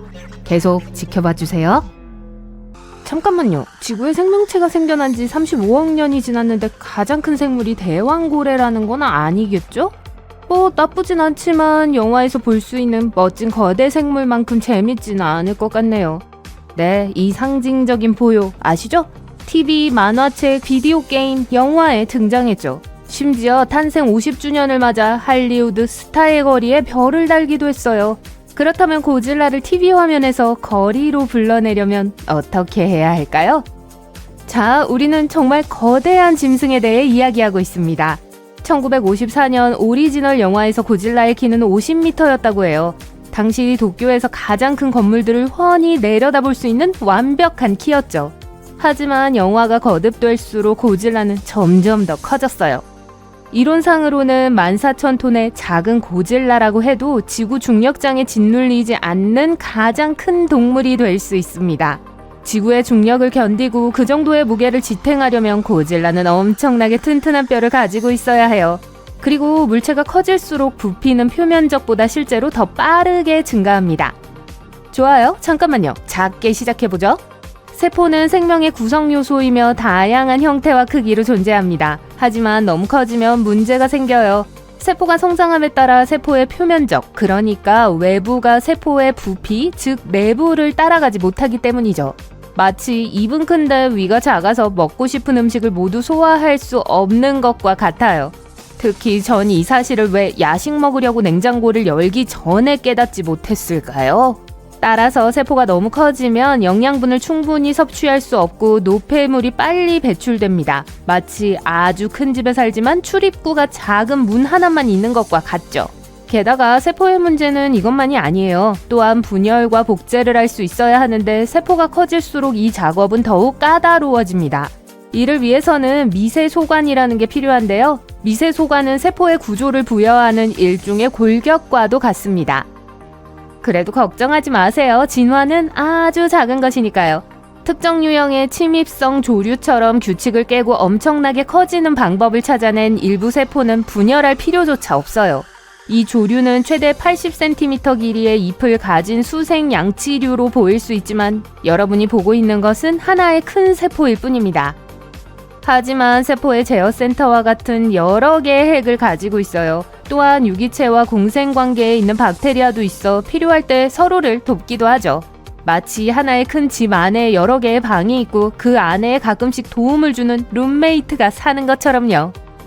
그리고 거대한 녹색 점액 덩어리처럼 생긴 선원의 눈알로 알려진 괴물 조류가 있습니다. 직경이 5cm까지 자랄 수 있지만 하나의 세포에 불과한 것으로 알려져 있어요. 저는 개인적으로 이게 가장 마음에 들어요. 다시 말하지만 지금 단일 세포에 대해 이야기하고 있습니다. 하지만 줄기와 뚜껑을 보세요. 작은 우산처럼 생겼죠? 최대 10cm까지 자랄 수 있는데 단일 세포치고는 확실히 나쁘지 않네요. 대부분의 세포는 너무 작아서 육안으로 볼 수 없지만 이 친구들은 규칙을 깨는데 주저하지 않아요. 동물의 몸집이 커지는 데에는 한계가 있습니다. 마치 아주 높은 탑을 세우려고 하면 결국 탑이 너무 무거워져 기초가 더 이상 무게를 지탱할 수 없게 되는 것과 같죠. 마찬가지로 동물도 몸집이 커지면 그 무게를 지탱하기 위해 뼈와 근육이 진화해야 하는데 그렇게 하는 게 점점 더 어려워져요. 영화 중 하나에서 고질라는 키가 119m였습니다. 그 정도 크기라면 심장이 뇌로 혈액을 공급하기가 정말 어려울 거예요. 파충류였다면 고질라는 온종일 햇볕 아래 누워 있어야만 체온을 유지할 수 있었을 거예요. 그래서 따뜻한 곳에 사는 더 큰 동물이 배가 계속 부르기를 바라며 그림자 속에 숨어 있어야 했겠죠. 반면 고질라가 포유류였다면 체온이 너무 높아져 결국 스스로를 익히고 말았을 거예요. 우리가 알고 있는 가장 큰 육상 동물은 목과 꼬리가 매우 긴 공룡의 일종인 용각류였어요. 몸 길이는 최대 40m까지 자랐고 몸무게는 70톤에 달했는데 이는 코끼리 10마리만큼 무거웠을 거예요. 이들은 몸집을 키우기 위해 매우 효율적으로 진화했어요. 용광류는 식물을 먹었어요. 한 곳에 머물면서도 충분한 먹이를 찾을 수 있는 영리한 식사 방법을 가지고 있었죠. 긴 목을 움직여 식물에 다가갈 수 있었기 때문에 너무 많이 걷거나 에너지를 낭비할 필요가 없었어요. 다들 제 타입이네요. 인상적이긴 한데 현실을 직시해보죠. 저녁 식사로 샐러드를 즐겨 먹는 거대 동물은 많지 않아요. 고질라와 같은 거대한 짐승은 먹잇감을 쫓아다니기 바쁘죠. 고질라의 몸은 그 모든 무게를 지탱하고 필요한 모든 활동을 수행하기에는 너무 힘들어집니다. 가장 큰 육식 공룡은 여전히 꽤 컸지만 용광류만큼 크지는 않았어요. 우리가 알고 있는 가장 큰 공룡은 길이가 약 15m에 달했던 스피노사우루스라는 녀석이에요. 이 공룡은 물고기와 물속에 살던 다른 생물들을 잡아먹으며 살아남았어요. 고질라가 실제로 있다면 정말 멋질 거예요. 물론 우리에게 고질라가 찾지 못할 안전한 지하실이 있다면요. 하지만 어떤 동물이 우리가 사랑하는 용광류보다 실제로 더 커질 가능성은 거의 없어요. 최소한 심각한 신체적 한계에 부딪히지 않고는 말이죠. 식물이 얼마나 커질 수 있는지 궁금하신 적 있나요? 지구상에서 가장 큰 살아있는 나무인 제너럴 셔먼처럼 이미 놀라운 높이에 도달한 나무도 있어요. 이 나무는 높이가 80m가 넘고 부피가 거의 1500세제곱미터에 달해요. 거대하지만 지금까지 기록된 가장 큰 나무인 린지크릭 프렌치 트리보다 조금 작아요. 이 나무는 높이 119m, 부피가 2550세제곱미터가 넘는 해안 레드우드로 고층 빌딩만큼이나 큰 나무였어요. 하지만 식물이 커지는 것도 쉬운 일은 아니에요. 키가 크면 뿌리에서 잎으로 물을 공급하기가 까다롭기 때문이죠. 하지만 레드우드는 몇 가지 트릭을 가지고 있어요. 예를 들어 레드우드는 잎을 통해 안개 속 수분을 흡수합니다. 또한 바닥이 넓어 더 많은 지지력을 제공하죠. 우리가 더 높은 건물을 짓고 싶다면 식물이 직면하는 어려움에 대해서도 생각해봐야 해요. 구조를 지탱하고 물과 영양분을 운반할 수 있는 좋은 기초를 만드는 것 같은 거예요. 높이만 찾는 것이 아니라면 판도와 같은 지구상의 다른 거대한 유기체를 들여다볼 수도 있습니다. 판도는 0.4제곱킬로미터에 달하는 유타주의 수사시나무 숲으로 기본적으로 하나의 거대한 유기체입니다. 무게가 거의 6,000톤에 달하며 지구상에서 가장 큰 유기체 중 하나예요. 고질라를 위한 완벽한 샐러드 그릇이네요. 그런데 거대한 크기로 자랄 수 있는 유기체는 식물만이 아닙니다. 꿀버섯과 같은 버섯들도 균사라고 하는 작은 실의 네트워크로 자랄 수 있어요. 균사는 넓은 지역에 퍼지는 경향이 있습니다. 마치 모든 것을 서로 연결하는 거대한 지하 거미줄과 같죠. 미시간에 있는 한 표본의 면적은 0.35제곱킬로미터에 달하고 무게는 약 400톤에 달합니다. 엄청난 버섯들이네요. 평범한 하루예요. 평소처럼 출근 준비를 시작하기 전에 샤워를 해요. 모든 것이 계획대로 진행되다가 갑자기 엉망이 돼요. 한 번의 서투른 동작으로 바닥에 물을 흘리고 팔을 허공에 펄럭이며 무서운 속도로 몸이 바닥에 가까워져요. 모든 것이 캄캄해집니다. 가장 먼저 들리는 것은 고음의 징징거리는 소리예요. 아야, 머리! 조심스럽게 일어나요. 피가 나오지 않아서 다행이에요. 더 좋은 점은 성가신 소음이 갑자기 멈췄다는 거예요. 고개를 들고 화장실을 나서는데 고양이 마일로에게 걸려 넘어질 뻔합니다. 마일로가 하악질을 하는데 여러분 머릿속엔 선명한 목소리가 들려요. 칠칠맞기는 두려움에 고개를 돌리지만 아무도 보이지 않고 여러분과 마일로? 생각보다 머리를 많이 부딪혔나 봐요. 여러분은 어깨를 으쓱하며 부엌으로 향해요. 마일로가 여러분을 따라가요. 투덜거리는 소리가 계속 들립니다. 왜 자기는 침실에서 자면서 나는 못 자게 하는 거야? 왜 아직 밥도 안 주지? 이 가죽 생명체는 너무 게을러. 소파를 긁어놓을까? 아니면 베개에 쥐를 갖다 놓을까? 가장 먼저 떠오르는 생각은 이거예요. 우리 집에 쥐가 있다고? 두 번째 생각은 나 제정신이 아니구나. 잘한다. 습관처럼 우유를 마일로의 그릇에 붓고 다른 그릇에 마른 사료를 채워요. 여러분의 느릿한 행동에 고양이는 불만이 있나 보네요. 맙소사 빨리 좀 움직이라고 하는 걸 보면요. 이제 여러분은 사랑하는 고양이 마일로가 실제로 심술궂은 노인의 성격을 가지고 있다는 사실을 알고 살아야 해요. 그렇군요. 여러분은 너무 힘들어서 다시 화장실에 갇히기로 결심해요. 변기 뚜껑에 무겁게 앉아있다가 누군가 큰 소리로 다투는 소리가 들리자 공중으로 펄쩍 뛰어오를 뻔해요. 주위를 둘러보니 집안에 쥐뿐만 아니라 바퀴벌레도 있다는 사실을 알게 돼요. 그냥 잘 됐네요. 지금 여러분은 싸우고 있는 것처럼 보이는 2마리의 곤충을 바라보고 있어요. 적어도 그들 중 하나는 다른 하나한테 속임수라며 비난하고 있어요. 잠깐, 속임수라고요? 똑똑히 들렸어요. 쾅 하는 소리가 들리며 화장실 밖으로 뛰어나가려던 순간 거실에서 고양이가 깨진 화분 아래 바닥에 쓰러져 있는 걸 발견해요. 최악인 건요, 고양이가 정말 다친 것 같아요. 계속 야옹야옹 하면서 낑낑거려요. 아프다 아파 내 발 아야. 하지만 오늘은 소파에 상처가 나면 안 된다고. 마일로를 안아 캐리어에 밀어넣고 이봐 조심해 이 가죽 가방아. 병원으로 향해요. 가는 길에 수많은 사람들의 소음을 차단하기 위해 집중력을 발휘해야 해요. 동물병원 대기실이 꽉 찼어요. 이런, 오래 기다려야겠네요. 30분이 지나자 머리가 터질 것만 같아요.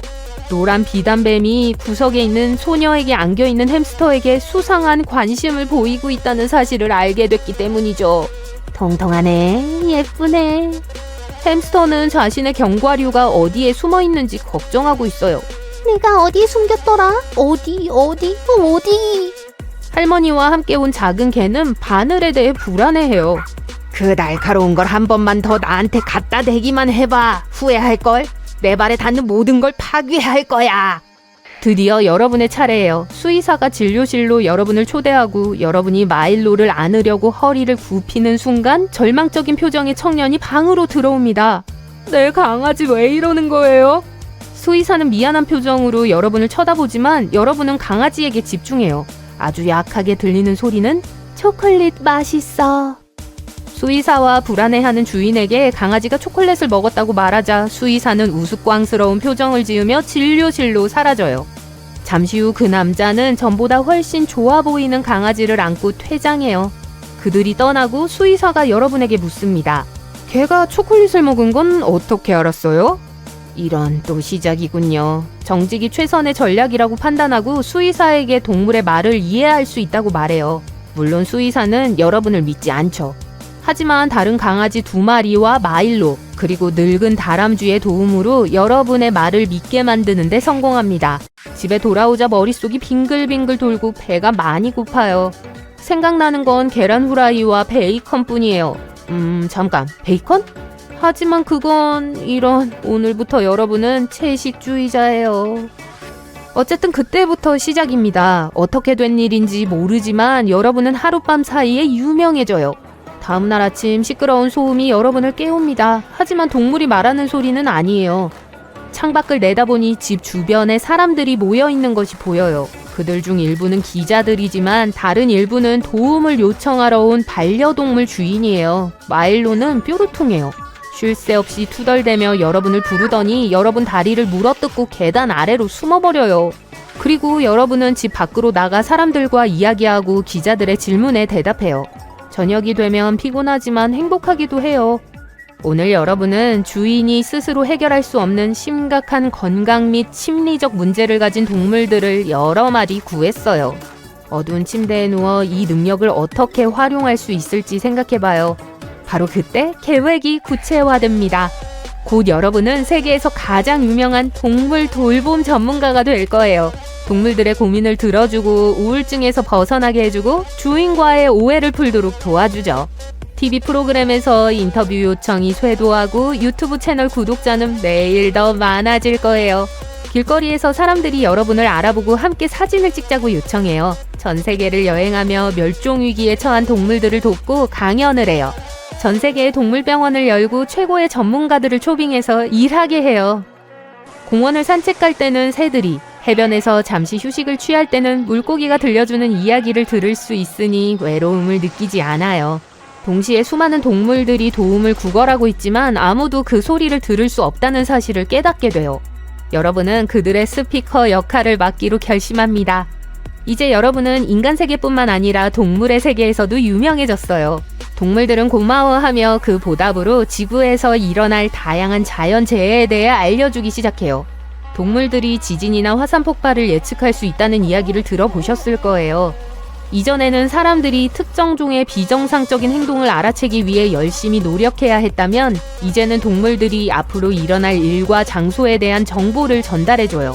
시간이 지날수록 사람들과 보내는 시간이 줄어들고 동물과 보내는 시간이 늘어나는 걸 느낄 수 있어요. 여러분은 동물원, 서커스 및 동물의 의지에 반해서 동물을 가두는 기타 장소에 대한 캠페인을 함께 계획해요. 그러던 어느 날 상상할 수 없는 일이 벌어져요. 집으로 돌아가던 중 검은색 밴이 옆에 멈췄어요. 복면을 쓴 큰 남자 몇 명이 여러분을 붙잡고 차 안으로 밀어 넣어요. 문이 등 뒤로 닫힙니다. 안으로 들어가 보니 몇몇 영향력 있는 사람들이 여러분의 활동에 불만을 품고 있었어요. 이 여행이 좋게 끝나지 않을 것임을 깨닫게 됐죠. 그들은 여러분의 눈을 가리고 어딘가로 인도해요. 하지만 어느 순간 여러분은 발을 헛디뎌 무언가에 머리를 부딪힙니다. 세게요.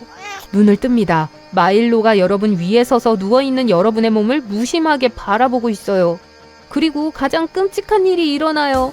마일로는 어떠한 문장처럼 들리는 야옹 소리를 내고는 돌아서서 화장실에서 걸어 나가요. 그리고 여러분은 그가 말하는 걸 하나도 이해하지 못해요. 이 모든 것이 그냥 꿈이었던 걸까요? 솔직히 인정합시다. 우리 인간은 꽤나 평범해요.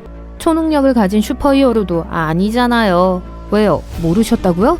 하지만 동물의 세계에는 수많은 슈퍼히어로가 있습니다. 영원히 사는 동물, 중력의 법칙을 무시하는 동물, 독에 면역이 있는 동물, 무리를 달릴 수 있는 동물들이 있죠.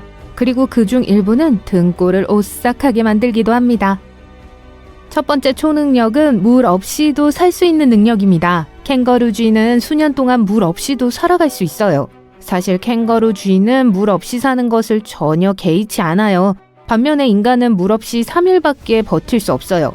인간 빵점, 캥거루 쥐 1점. 캥거루 쥐는 극도로 건조한 사막 지역에 살기 때문에 먹는 씨앗과 식물에서 물을 얻어야 해요. 그리고 다소 충격적으로 들릴지 모르지만 캥거루 쥐는 화장실에 가기 전에 소변에서 물을 추출하는 방법도 알고 있어요. 이렇게 해서 캥거루 쥐는 소중한 수분을 한 방울도 낭비하지 않죠. 스포츠 경기에서 유용할 수 있어요. 이제 동물계의 피터 파커를 소개합니다. 네, 스파이더맨이 실존하는데 사람은 아닌 것 같네요. 도마뱀 부치를 소개합니다. 이 동물은 모든 종류의 수직면을 기어오르는 놀라운 능력을 가지고 있으며 심지어 천장 위를 산책할 수도 있어요. 중력을 거스르는 이 놀라운 능력은 작은 털로 덮인 도마뱀의 독특한 발바닥 덕분에 가능해요. 도마뱀은 매끄러운 표면, 딱딱한 표면, 거친 표면, 부드러운 표면 등 거의 모든 종류의 표면에 달라붙을 수 있습니다. 이 도마뱀에 대한 또 하나의 재밌는 사실은 눈꺼풀이 없다는 것입니다. 그래서 항상 눈을 크게 뜨고 주변에서 일어나는 일을 주시합니다. 어떻게 눈을 보호하는지 궁금하시다면 여기에 답이 있어요. 도마뱀 부치의 눈은 투명한 막인 각막으로 덮여 있습니다. 당연히 눈을 감을 수 없고 눈에 이물질이 들어가면 핥아내기만 하면 됩니다. 네, 안구를 핥아서 청소하죠. 이것도 초능력인 것 같아요. 여기 초음속 초능력자가 있나요? 물론이죠. 2.5cm 길이의 아열대 새우가 먹잇감을 혼란에 빠뜨려요. 소닉붐으로요. 작은 몸집에도 불구하고 딱총 새우는 가장 시끄러운 해양동물 중 하나예요. 새우가 집게발을 딱딱 부딪히면 소닉붐처럼 시끄러운 소리가 납니다. 당연히 이 소리는 먹이를 기절시키고 새우는 큰 힘을 들이지 않고도 먹이를 잡을 수 있죠. 만화 세계에는 베놈이 있습니다. 동물 세계에서는 안티베놈이라고 할 수 있는 녀석이 있습니다. 주머니 쥐는 포식자가 자신을 공격할 때 죽은 척하는 편리한 속임수로 유명해요. 하지만 이것이 이야기의 끝이 아니에요. 방울뱀과 구덩이 독사의 독에도 면역이 있습니다. 그 비밀은 주머니 쥐가 위험한 화학물질을 중화시키는 데 도움이 되는 펩타이드입니다. 그래서 뱀이 주머니 쥐가 가장 좋아하는 간식이죠. 주머니 쥐의 식단에 신기한 것이 하나 더 있는데 바로 진드기입니다. 한 마리의 주머니 쥐는 한 계절에 약 5,000마리의 진드기를 잡아먹을 수 있으며 대부분은 자신의 몸에서 떼어냅니다. 위험한 물고기라고 불릴 정도로 악명 높은 물고기를 상상해보세요. 은벤가는 스와힐리어로 말 그대로 위험한 물고기라는 뜻입니다. 이 괴물은 민물에 살며 악어를 점심으로 즐깁니다. 통째로는 아니지만 은뱅가는 악어를 한 입 베어물 수 있습니다. 하지만 사실 악어가 은뱅가를 두려워하는 만큼 은뱅가도 악어를 두려워합니다. 지금 어떤 기기로 이 영상을 보고 계시죠? 우리가 사용하는 모든 기기는 어떤 식으로든 전기장어에게 빚을 지고 있어요. 모든 기기에는 배터리가 들어있고 1800년대에 전기 배터리를 발명하는데 장어가 많은 기여를 했으니까요. 그 이후로 배터리가 알아볼 수 없을 정도로 변했다는 건 알지만 그래도 최초의 전기 배터리는 전기장어 덕분에 발명되었습니다. 어쨌든 전기장어를 보고 멋진 발명에 대해 감사 인사를 전하고 싶다고 해도 참으세요. 장어는 최대 860V까지 충격을 전달할 수 있기 때문이에요. 그런 경험을 원하진 않으실 거예요. 이제 동물계의 드라큘라 백작에 대해 이야기해 보겠습니다. 아니요, 박쥐를 말하는 게 아니에요. 송곳니 뱀파이어 물고기예요. 이 물고기는 파야라라고 불리며 아래턱에 2개의 긴 송곳니가 튀어나와 있는데 이 때문에 일부 사람들은 이 물고기를 뱀파이어와 연관짓기도 합니다. 하마는 스킨케어에 돈을 아끼는 방법을 알고 있기 때문에 뷰티 전문가입니다. 아프리카의 뜨거운 태양 아래서 생활하는 하마는 땀과 같은 붉은색 유분 물질을 분비하는데 이 물질은 증발하면서 몸을 시원하게 유지해줍니다. 게다가 이 액체는 보습제, 자외선 차단제, 항생제 역할을 한꺼번에 하죠. 사마귀새우는 천연 자외선 차단제를 만드는 방법도 알고 있는데 이걸 눈 보호용으로 사용한다고 해요. 아미노산 색소가 주성분인데 이 색소가 특수 필터 역할을 하며 선명한 시력을 유지하는 데도 기여합니다. 이런 게 멀티태스킹이죠.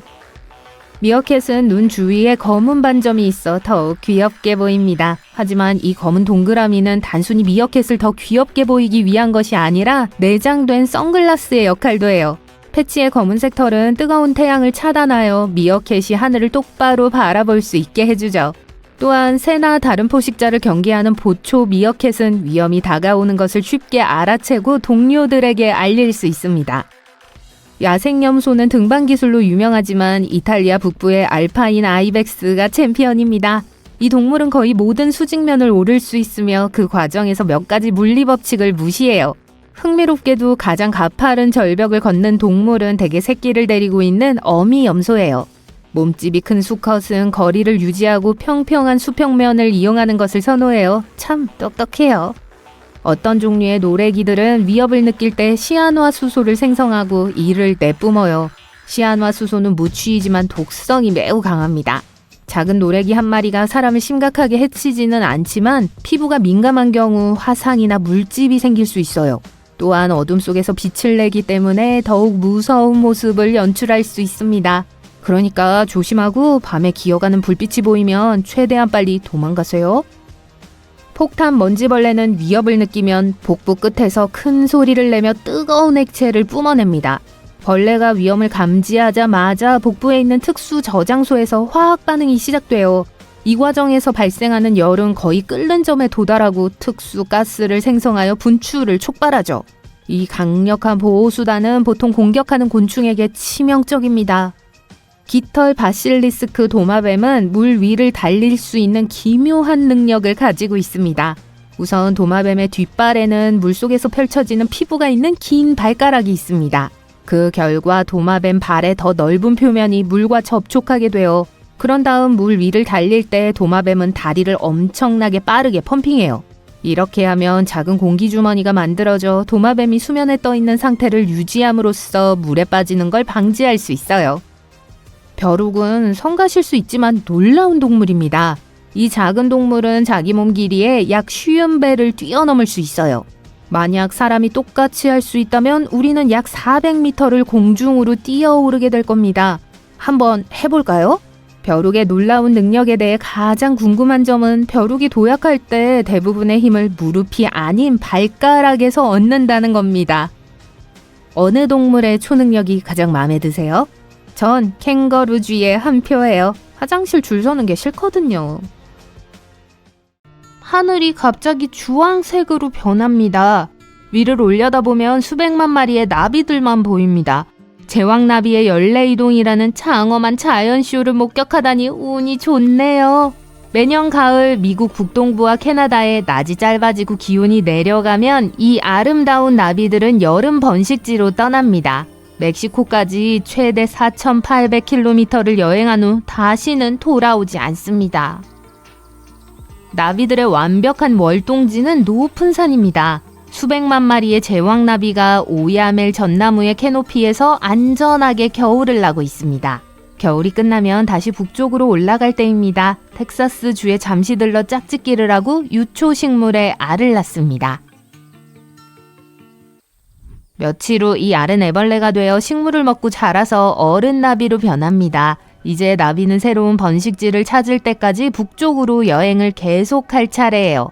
이런 식으로 도중에 세대가 계속 바뀌고 최종 목적지인 캐나다에 도착하기까지 최대 5세대까지 이어질 수 있습니다. 남쪽으로 이동하는 나비가 기류를 따라 최대 8개월까지 살아가는 것은 자연의 신비입니다. 돌아가는 같은 종의 나비는 5에서 7주 만에 생애 주기를 완료합니다. 과학자들은 아직 제왕나비들이 이동하는 이유와 길을 찾을 방법을 알지 못해요. 주요 먹이원인 유초식물의 개화와 관련이 있을 수도 있어요. 아마도 태양의 위치에 따라 길을 찾는 것으로 추정됩니다. 혹등고래는 포유류 중 이동과 크기 면에서 진정한 챔피언입니다. 혹등고래는 먹이를 따라 최대 8,000km의 거리를 이동합니다. 여름에는 크릴과 작은 물고기가 많은 차가운 바다를 향해 극지방으로 이동합니다.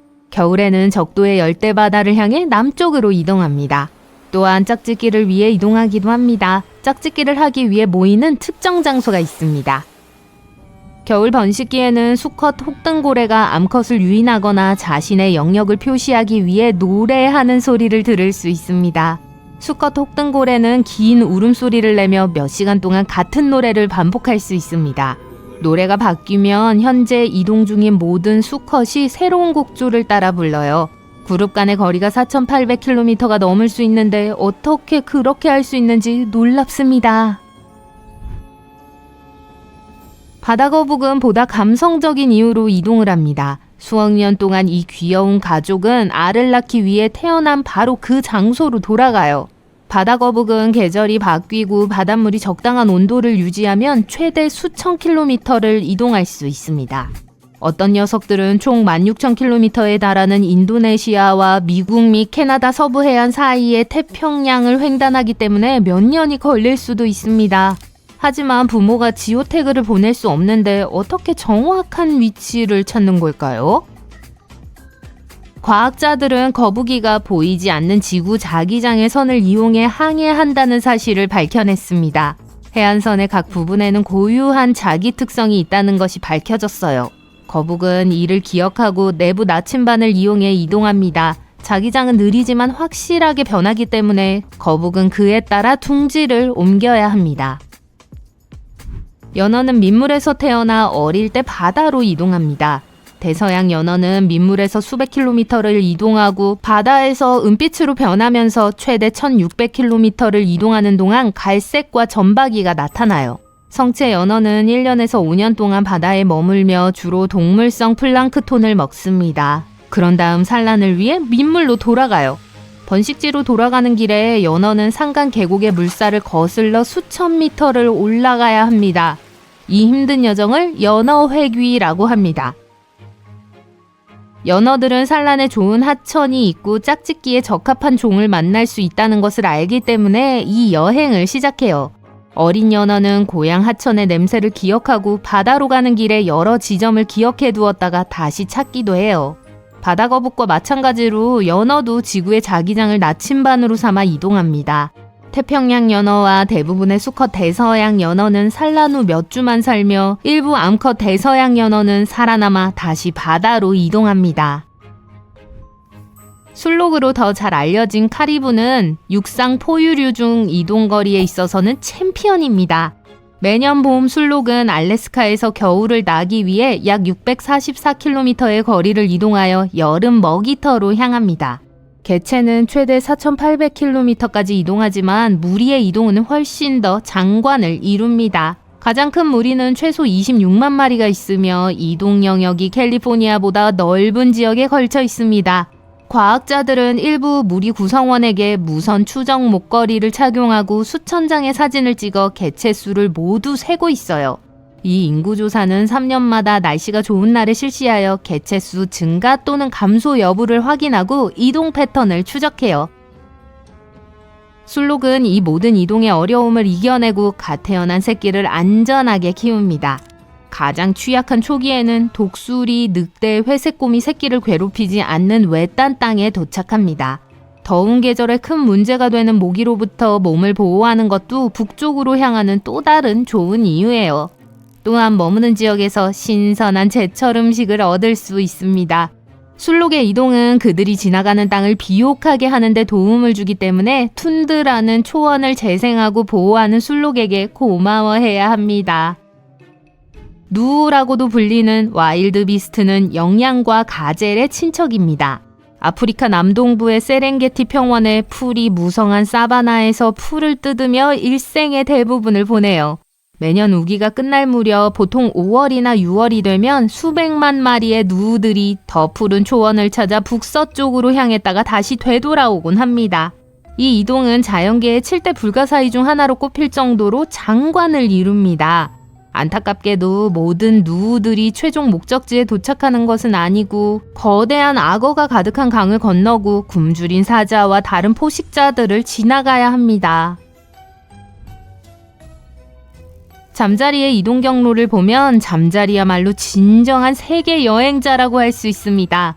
과학자들은 인도에서 몰디브, 세이셸, 모잠비크, 우간다를 거쳐 다시 인도로 돌아오는 최소 14,000km에 이르는 경로를 발견했습니다. 이는 지금까지 알려진 곤충 이동 경로 중 가장 긴 길이입니다. 기온이 일정 수준에 도달하고 낮이 길어지기 시작하면 이 장대한 여정을 시작하는 것 같습니다. 인도에서 몬순 시즌에 시작하여 아프리카 동부와 남부의 우기에 도착할 때 비를 따라 이동하는 것으로 보여요. 연약한 곤충 한 마리가 전체 여행을 완주할 수 없기 때문에 잠자리 4세대가 함께하는 일종의 릴레이 레이스가 펼쳐집니다. 각 세대는 여행에서 각자의 역할을 수행하죠. 과학자들은 잠자리가 너무 작기 때문에 다른 동물처럼 무선 추적기를 잠자리에 부착할 수 없습니다. 그래서 이동 경로 퍼즐을 맞추기 위해 자원봉사 시민과학자들의 21년 데이터와 박물관의 날개 샘플을 분석했죠. 각 샘플에는 곤충이 어디에서 왔는지 대략적으로 알 수 있는 화학 코드가 있었습니다. 이 데이터는 과학자들이 이 곤충이나 저 곤충이 성충이 되어 얼마나 멀리 이동했는지 이해하는 데 도움이 되었어요. 코끼리는 수세기 동안 아프리카 전역을 여행한 것으로 알려져 있습니다. 코끼리는 까다로운 이동 경로를 기억하기 위해 무리 리더의 기억력에 의존해요. 이 큰 코끼리 우두머리는 계절이 바뀌면 다른 코끼리들을 잘 익은 먹이와 물이 있는 곳으로 이끕니다. 또한 코끼리는 대부분 인간이라는 위험을 피하기 위해 이동합니다. 코끼리는 잠재적인 위험에 대한 정보를 전달하기 위해 자신들만의 의사소통 방법을 개발했어요. 코끼리는 화학 분비물, 진동, 몸짓, 촉각 등을 사용해요. 최근 많은 아프리카 국가들이 가장 오래된 코끼리 이동 경로를 복원하고 있습니다. 큰 귀를 가진 이 친구들은 대대로 위험한 지역을 피하지만 일단 경로가 안전하다는 걸 알게 되면 다시 그 경로를 이용하기 시작합니다. 세상에서 가장 작은 심장상의 주인공은 요정파리입니다. 이 곤충은 종이 한 장 정도의 두께를 가진 작은 곤충이에요. 심장을 보려면 현미경이 필요해요. 요정파리라고 하지만 파리가 아니에요. 사실 말벌이에요. 현미경으로 살펴볼 기회가 있다면 말벌과 매우 흡사하다는 걸 알 수 있을 거예요. 더 크지만 역시 인상적인 동물계의 심장으로 넘어가 보겠습니다. 제브라피쉬의 직경이 약 1mm에 불과한 심장에는 놀라운 능력이 있습니다. 제브라피쉬의 심장은 재생이 가능해요. 제브라피쉬의 심장이 손상되거나 문제가 생기더라도 대부분의 경우 스스로 회복할 수 있습니다. 인간의 심장은 끊임없이 세포를 교체하고 심장 조직을 복구하려고 노력하기 때문에 대단할지 모르지만 제브라피쉬의 심장에 비할 바가 못 됩니다. 바퀴벌레를 살펴볼게요. 우리 심장은 4개의 방으로 구성되어 있으며 각 방에는 고유한 임무가 있습니다. 4개의 방이 모두 제대로 작동하지 않으면 시스템이 작동할 수 없어요. 바퀴벌레의 심장에는 12개에서 13개의 방이 있으며 평균적으로 약 4cm의 몸을 따라 길게 일렬로 배치되어 있습니다. 이들은 서로 다른 근육에 의해 구동되기 때문에 따로 작동해요.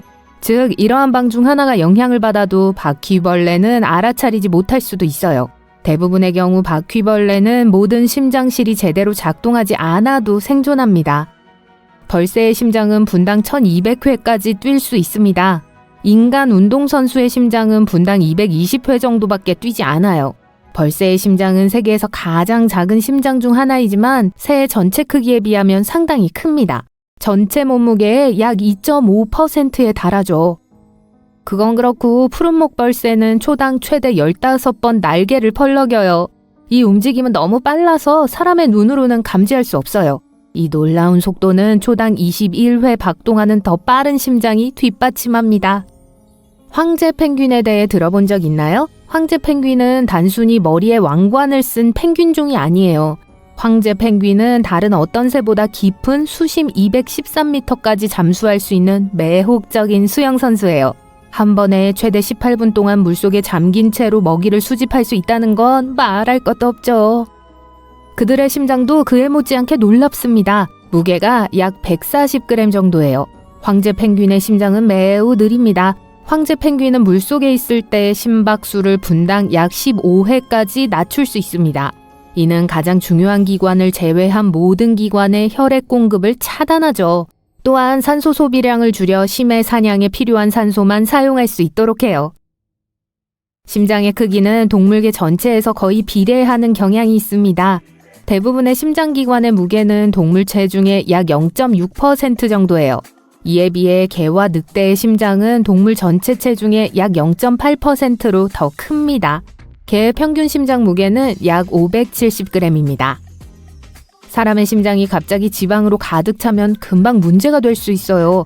하지만 비단뱀의 경우는 매우 다릅니다.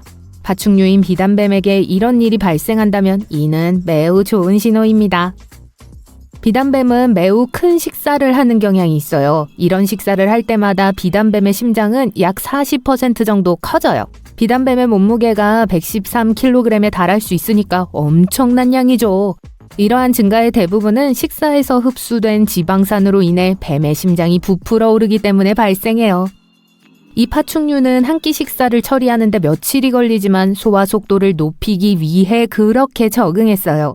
혈액이 지방산으로 가득 차면 혈액의 색과 농도가 변하기도 해요. 어떤 경우에는 불투명하게 변하여 우유처럼 보이기도 하죠. 목록의 맨 끝으로 이동할게요. 동물계에서 가장 큰 심장을 가진 동물은 대왕고래입니다. 그도 그럴 것이 대왕고래는 가장 큰 동물 중 하나이기 때문이죠. 이 거대한 심장은 욕조만큼 크고 평균적인 고릴라보다 더 무겁습니다. 크기와 상관없이 동물의 심장은 놀랍습니다. 인간과 대부분의 동물은 심장이 하나뿐이지만 이 규칙이 모든 동물에게 적용되는 건 아닙니다. 문어나 오징어는 심장이 3개입니다. 문어와 오징어의 심장은 이렇게 작동해요. 2개의 심장은 아가미로 혈액을 펌프질하여 체내에 충분한 산소를 공급하는 데 도움을 줘요. 3번째 심장은 몸 전체에 혈액을 펌프질해요. 심장이 아예 없는 동물도 있어요. 하지만 심장이 없다고 해서 반드시 못된 것은 아니에요. 해파리, 불가사리, 산호는 심장이 없어도 꽤 괜찮은 삶을 살고 있어요. 불가사리를 예로 들어보자면 불가사리는 피도 없어요. 그래서 심장이 필요하지 않은 걸지도 모르죠. 인간의 심장에 대한 놀라운 사실을 빼놓고는 심장에 대한 이야기를 끝낼 수는 없습니다. 우리 심장이 얼마나 큰지 알기 위해 구글을 검색하거나 해부학책을 찾을 필요가 없어요. 손가락을 꽉 쥐고 주먹을 쥐어보세요. 성인의 심장은 그 정도 크기예요. 이 놀라운 기관은 우리 몸의 모든 활동을 유지하는 역할을 해요. 심장은 매일 약 11만 5천 회 박동합니다. 주인공의 심장이 가슴에서 막 펌프질을 시작하는 만화를 본 적이 있나요? 대부분의 경우 우리는 심장이 박동할 때 심장이 주변 조직에 닿을 때 나는 소리라고 생각하기 쉽습니다.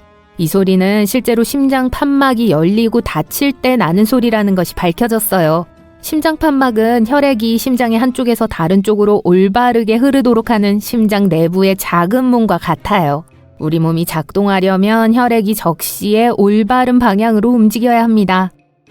우리의 폐는 쌍둥이가 아닌데 그 이유는 심장 때문이에요. 오른쪽 폐가 더 크고 무게가 더 나가는 경향이 있어요.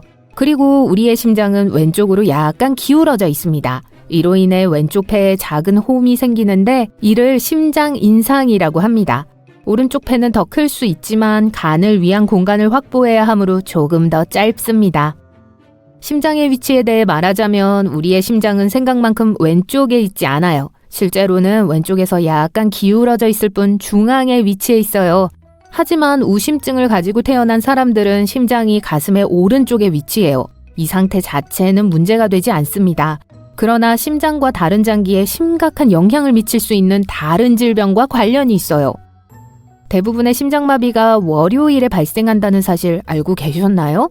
그 이유는 아직 논란의 여지가 있지만 대부분의 과학자들은 새로운 근무 주간의 시작에 따른 스트레스나 수면 각성 주기의 변화와 관련이 있다고 생각해요. 주말에 더 많이 자는 경향이 있고 월요일에 일찍 일어나면 심장에 해로울 수 있어요.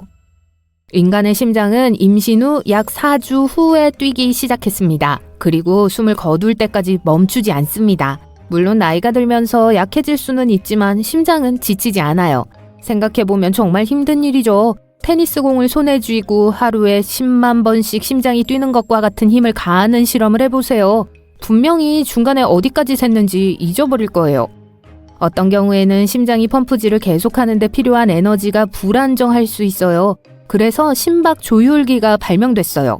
심박 조율기는 인체 내부에 설치된 작은 발전기처럼 작동해요. 비정상적인 심장 리듬을 안정시키는 데 도움이 됩니다.